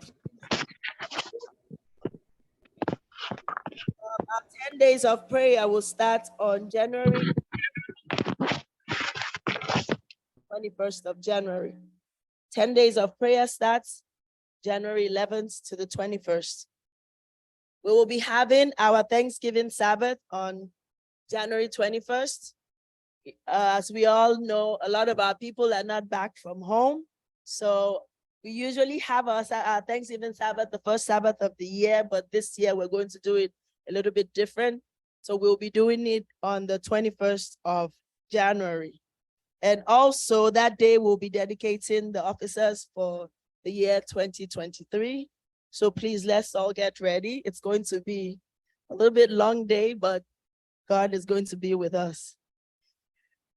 If we've all noticed, there's been construction work going on in the church. They're fixing our roof. They're fixing some of the things that are spoiled. So on behalf of the pastor and the elders, we just apologize for any mess you might have noticed, any inconvenience, either parking or coming into the church. We're just doing some fixing in the church, and by God's grace, when everything is done, we would all enjoy the church. Thank you all. I pray the Lord bless us today in Jesus' name.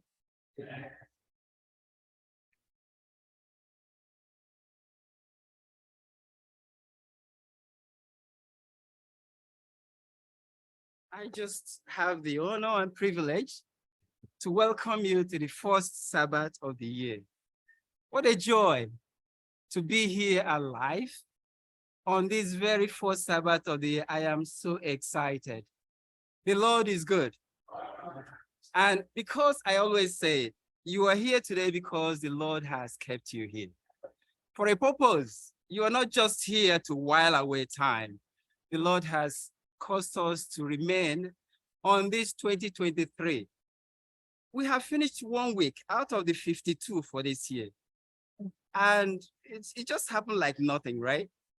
And we just have to ask ourselves a question.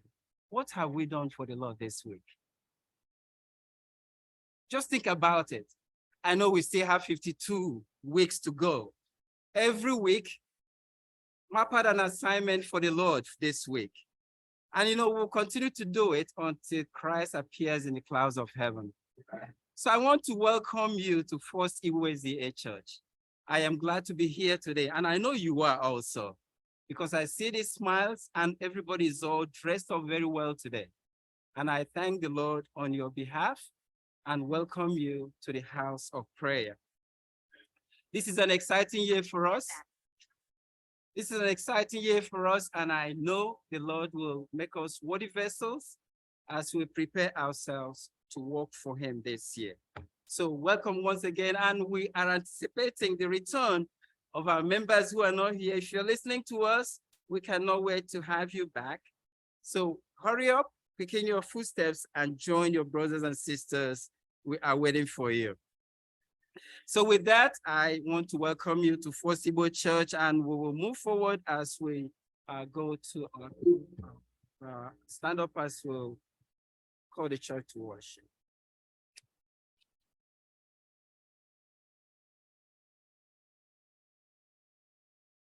So our call to worship will be taken from affirmation of faith will be taken from the book of Revelation, chapter 14, and we'll be reading from verses 6 and 7. And there says, then I saw another angel flying in the midst of heaven, having the everlasting gospel to preach to those who dwell on earth, to every nation, tribe, tongue, and people, saying with a loud voice, fear God and give glory to him. For the hour of his judgment has come, and worship him who made heaven and earth, the sea and springs of water. May the Lord bless that reading. And our call to worship from Psalms chapter 33. So I'll quickly get that.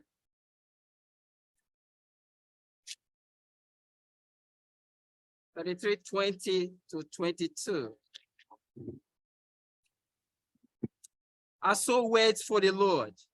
He is our help and our shield. For our heart shall rejoice in him, because we have trusted in his holy name. Let your mercy, O Lord, be upon us, just as we hope in you. With that, I call the church to worship.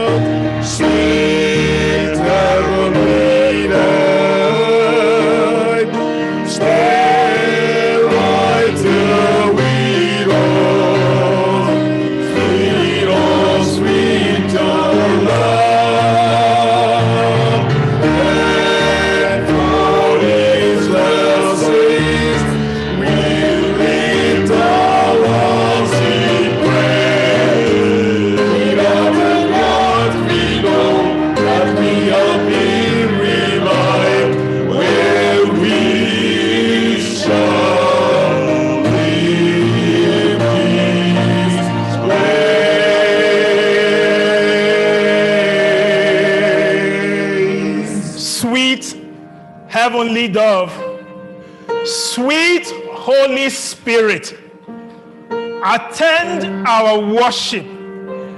Bless each soul here today. Father, we give you glory that we all made it into 2023. So to you be all glory, and that's why we are here to worship you, King of Kings, Lord of Lords. We bless your name. Be magnified, be dignified, be high and lifted up today in all that we do and say. In Jesus' name we have prayed, and let everyone say, Amen.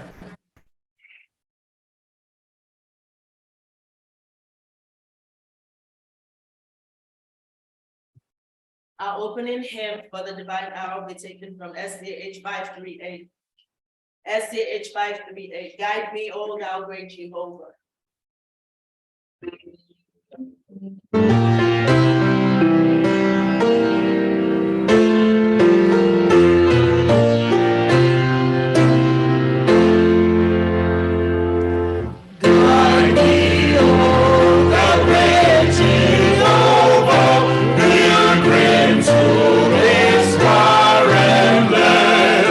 I am weak, but thou art mighty.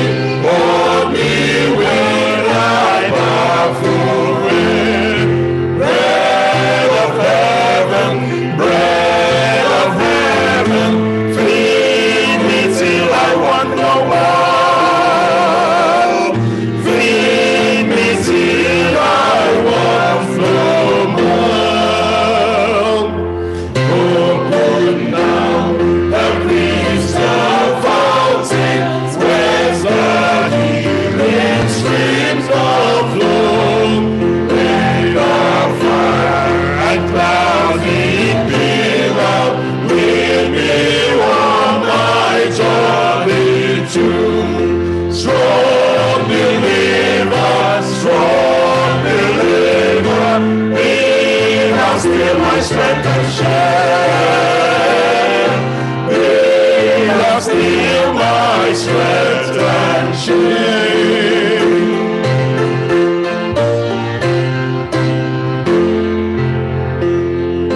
When I tread the bed of Jordan, in my anxious fears of sight, then open and hell's destruction, land me safe from Canaan's side. Songs of praises, songs of praises, I will ever give to thee. I will ever give to thee. Amen, amen, amen, amen.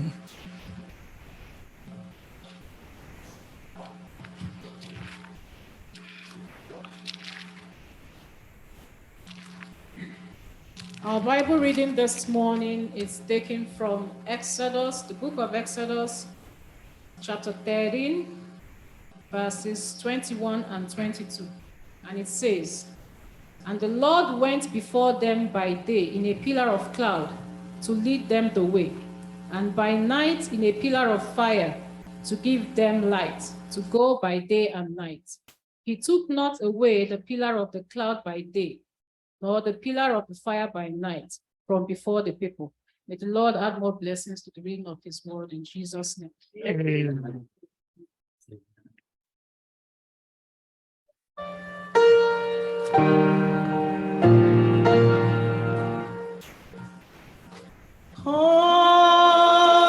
Is consolate where he lies. Come to thy mercy seat reverently.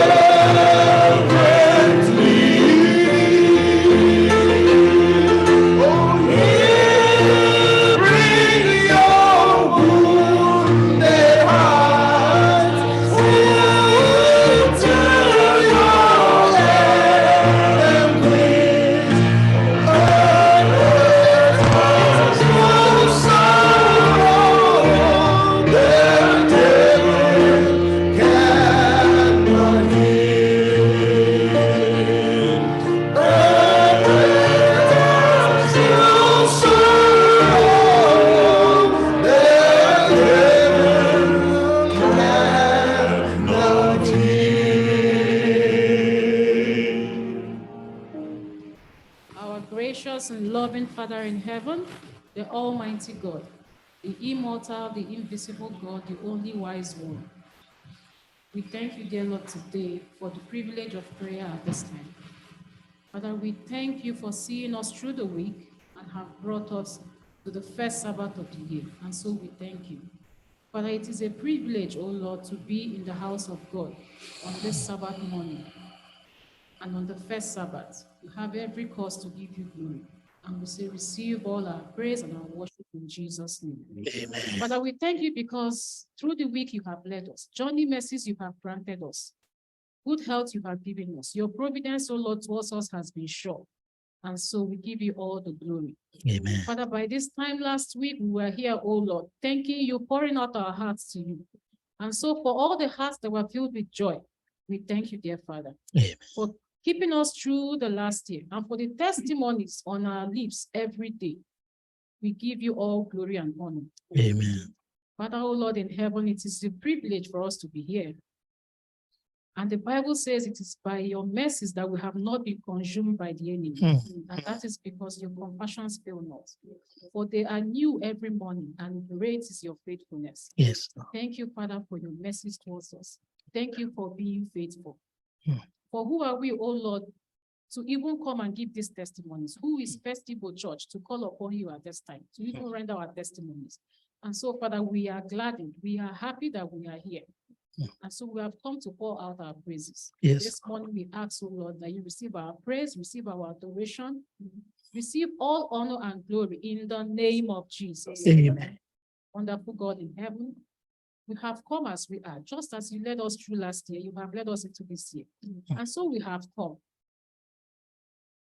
We may not have even cleared ourselves, cleansed ourselves, asked for forgiveness before coming today. We may have carried our old selves from the last year into the new year. But Father, because you have said we should come the way we are, this morning we are here to worship. And so we plead, oh Lord, that in your infinite mercies you search our hearts and try us. And if there be any iniquity in us, oh Lord, we plead that you may cleanse us in Jesus' name. Father, this morning I commit everyone under the sound of my voice. We ask, oh Lord, that you blot out our transgressions and remember them no more. And so this morning we ask for your forgiveness, that you may forgive us all our sins, the ones we know and the ones we do not know. We acknowledge them, they are ever before us. And we ask, oh Lord, that you sanctify us this morning, that our prayers, our sins will not be a hindrance to our prayers, in the name of Jesus. Gracious God in heaven, this time last week, we were also here because it's a new year for us. We have made plans, we have set goals, we have requests, we have things we want you to do for us. And this morning we have come. But as many as are hearing us this morning, wherever they are in church or online, that have their bodies, oh Lord, and are lifting them up at Calvary this morning, we ask, oh Lord, from heaven that you attend to everyone, to the needs of everyone in the name of Jesus. The Bible says that if you do not watch the city, the watchers watch it in vain. And so if you do not lead us through this year, how can we do that on our own? And so, Father, this morning we are pleading that you walk with us. Amen. What are those plans that we have for the future? What are those things that trouble us? Is it job? Is it good health? Are there family problems? Whatever it is. Are they for children? Whatever it is, dear Lord, we ask that this year you shall attend to every need. You shall touch every heart. Wherever it hurts, wherever it pinches, by your grace, you shall attend to us in the name of Jesus. Amen. You have promised, O Lord in heaven, that your thoughts for us are not of evil, but of good, to give us hope. So, dear Lord, we ask for hope in our times of trouble. Yes. We ask for hope even as we move through this year in the name of Jesus. Amen. Wonderful God in heaven, I want to lift up the elderly ones among us. They are all around us, in our families, in the church, wherever they are, our parents, our grandparents, our great-grandparents. This year, we ask for good health. Amen. We are asking by your grace, in their old age, you bless them with health. They are strong. Father, this is a year, oh Lord, we do not want to be bereaved. And I am pleading that you be with your congregation, you be with your church. You will grant everyone good health in the name of Jesus. Dear Lord God in heaven, I just want to lift up our children before you. They are gifts you have given us, wonderful God. And so as they leave us, go to school or whatever their endeavors or their places of endeavors, I plead for your spirit to continue to quicken their hearts. Amen. May they never be led astray. Amen. I plead, dear Father in heaven, that you shall always bring them back. You shall lead them, your spirit shall lead them in the right way. Amen. As we train them, are there areas, oh Lord, that we are lacking? We plead that you complete and perfect in the name of Jesus. And so I'm asking for all our children, dear Lord, that in stature you will increase them, in wisdom you will increase them, in knowledge you will increase them. Oh Lord, they shall find favor both in your sight and in the sight of all men, in the name of Jesus. Wonderful God in heaven, I also want to lift up your church before you. This is your church, dear Lord. You are the foundation. Yes. And so I ask for your spirit this year to renew the right spirit within us. Amen.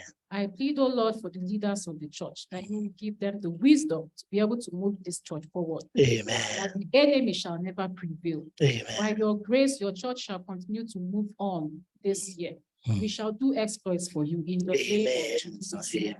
Wonderful God in heaven, above all, our priority, our earnest desire this year is to have a closer walk with you. Yes, Lord. We cannot do it on our own. And so we also ask for your spirit to lead us in that path. This is our next desire, to walk with you this year. Yes. Make this happen for us, O Lord, that your name may be glorified. Amen. In the name of Jesus. Amen. At this point, I want to lift up the speaker of the hour before you, the pastor. I plead, dear Father in heaven, that your spirit shall engulf him at this time, that the utterances from his mouth will be that which you have given to him, that which you have prepared for him. Amen. And as we hear, as we listen, help us to be attentive with every form of itching ear.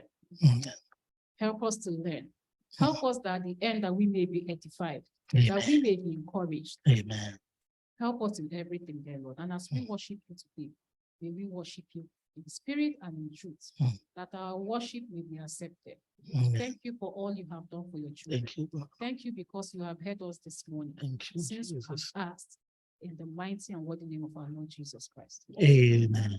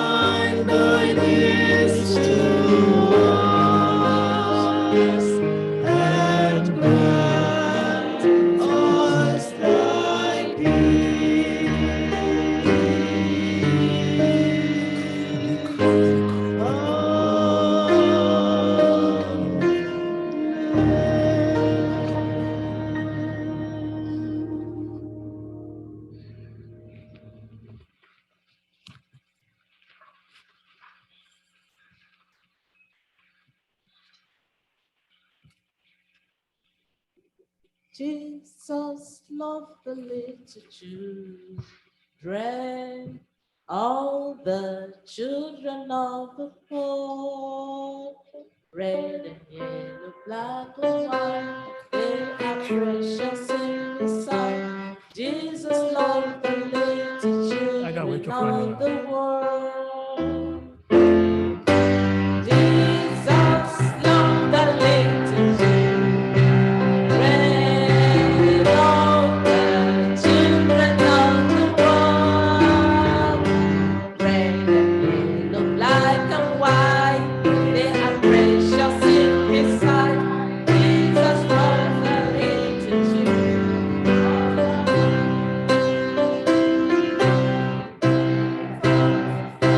little children. All the children of the world, red and yellow, black and white, they are precious in His sight. Jesus loved the little children. Happy Sabbath, children. Happy Sabbath, Happy Auntie. Sabbath, Daddy and Mommy. Happy Sabbath, Auntie. And thank God this is the first Sabbath of the year. So Yes. happy New Year, happy new Sabbath. Happy New Year. Okay, today's story we'll talk about pass it on. Pass it on. There was this man, he was homeless. And as God will have it, somebody called him to come in for an interview for a job. He needs to get clean. And he don't have money. The first thing is to get a haircut. He went to a salon, a barber salon, and met a man. I said, please, sir, I don't have money, but I have interview tomorrow morning. I need to be clean. The man said, okay, sit down. Gave him a haircut, allow him to use the shower and wash his clothes, iron it, and say, in the morning, you'll be fine. Pass a night here, in the morning, go from here. Then when he was leaving, he said, thank you. So we go forth faithfully. I pray especially now for my brother, my sister, under the sound of my voice, on whatever social media it might be.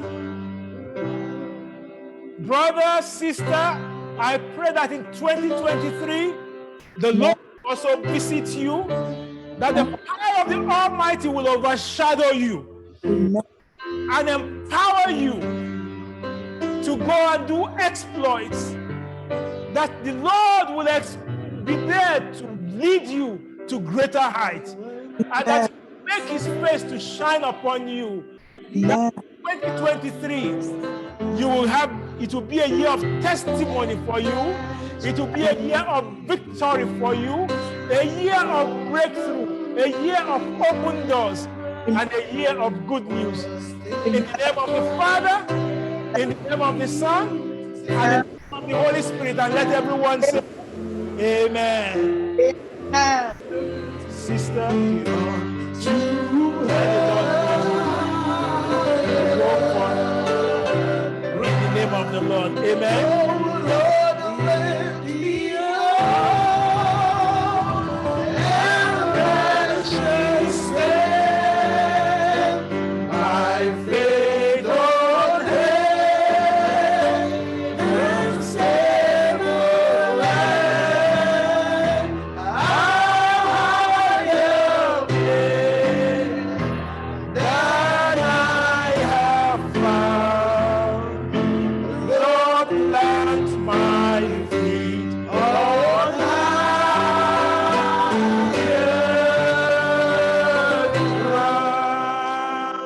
Amen. Amen. Me up and let my faith on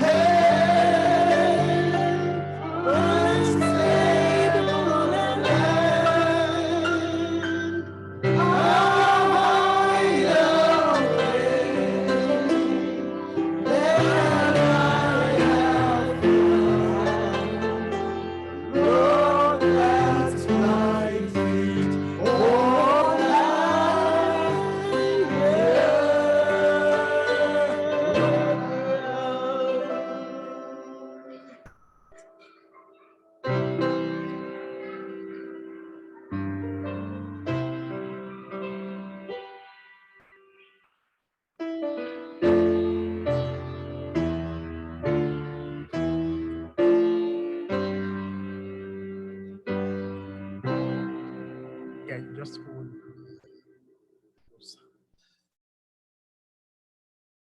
I just want a solemn moment. I want a solemn moment.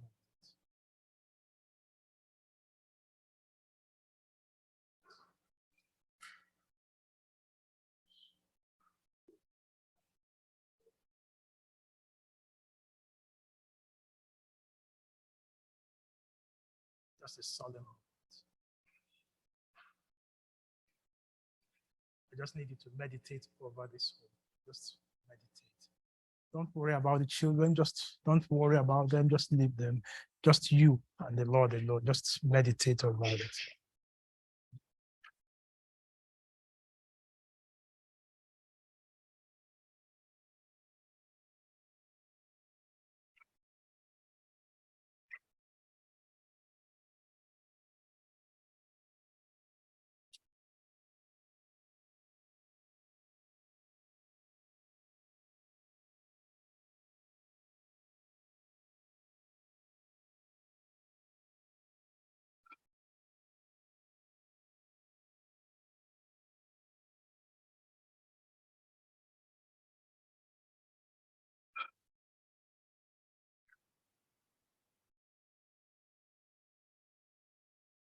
That God who told the woman with the issue of blood, said, go, your faith has made you whole. Go forth in 2023, and may your faith make you whole in Jesus' name.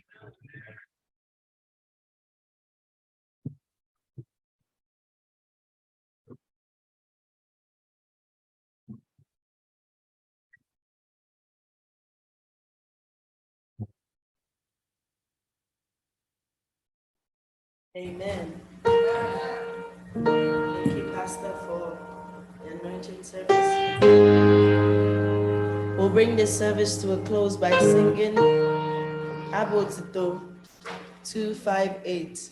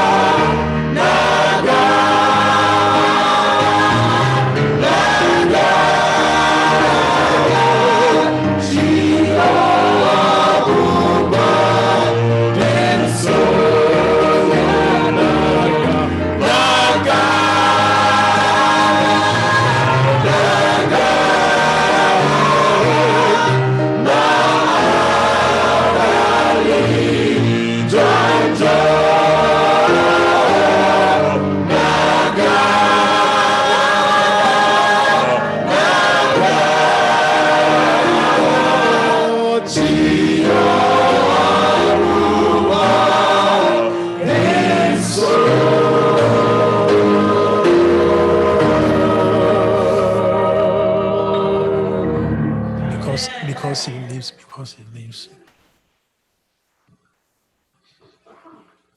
Father, that's all we have. We have you, and we are satisfied. So forth in thy name now we go into 2023. You have said, go on, trust on, walk by faith, not by sight. So Lord, we will walk by faith. And thank you that whatever else, you have us under control. So because you live, we'll be able to face tomorrow. Because you live, all fear is gone. Because you live, we are happy and fought in thy name. So lead your people, and we will continue to rejoice because you live, in the name of the Father, in the name of the Son, and in the name of the Holy Spirit. And let everyone say, amen. Go forth because he lives.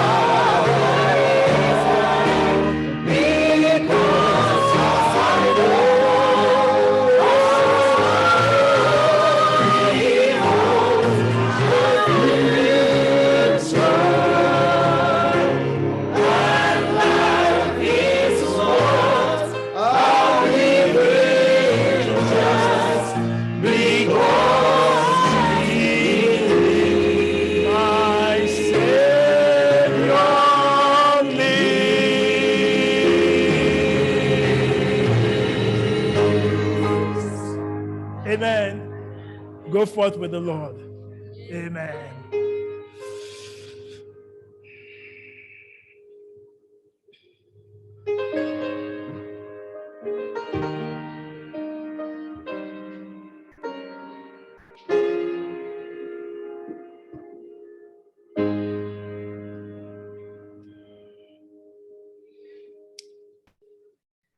Amen. Amen.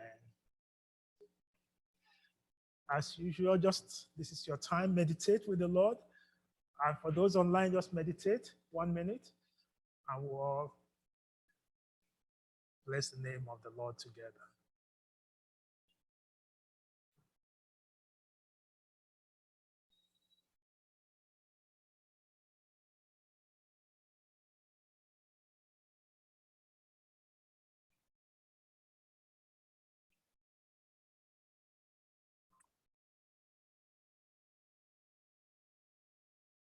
Father, we bless your name. I pray that you grant your children this year double portion of your blessings. Multiply their testimony, that it will be a year of testimony to each and every one. Thank you, blessed Lord. Thank you for blessing your people in Jesus' name. Amen.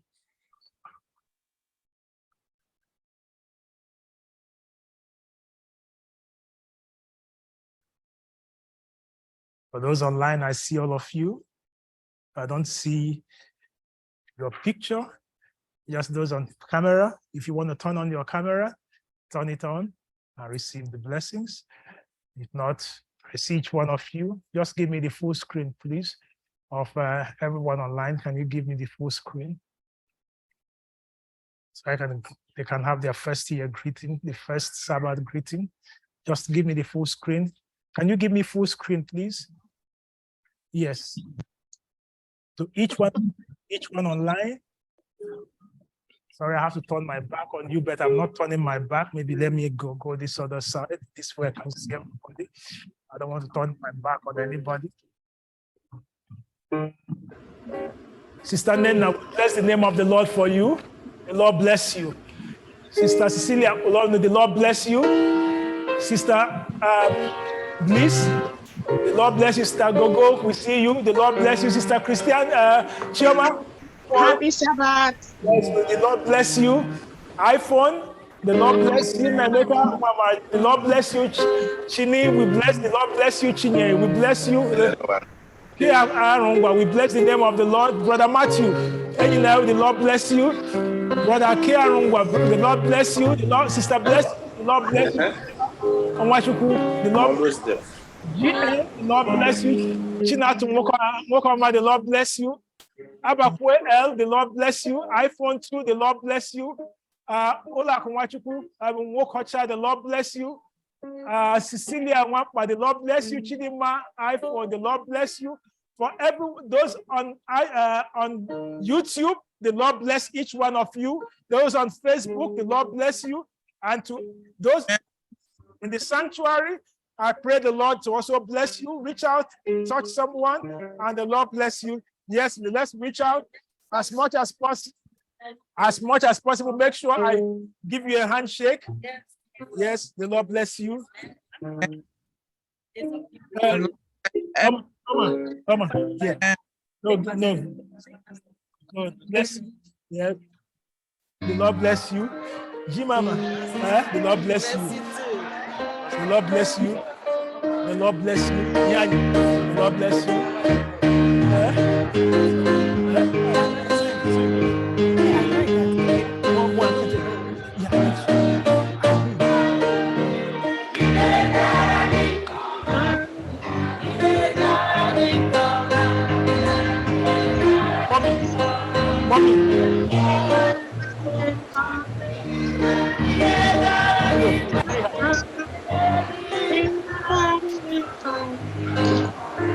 God bless you, my dear. God bless you. God bless you.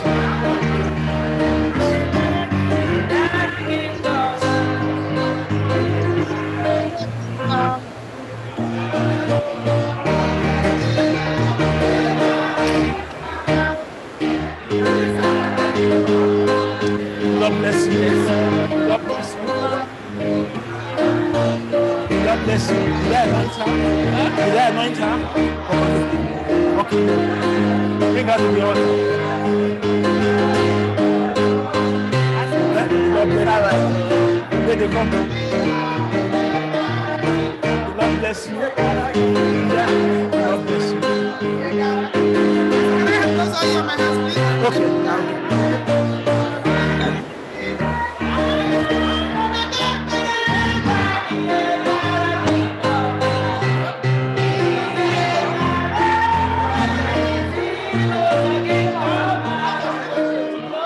God bless you.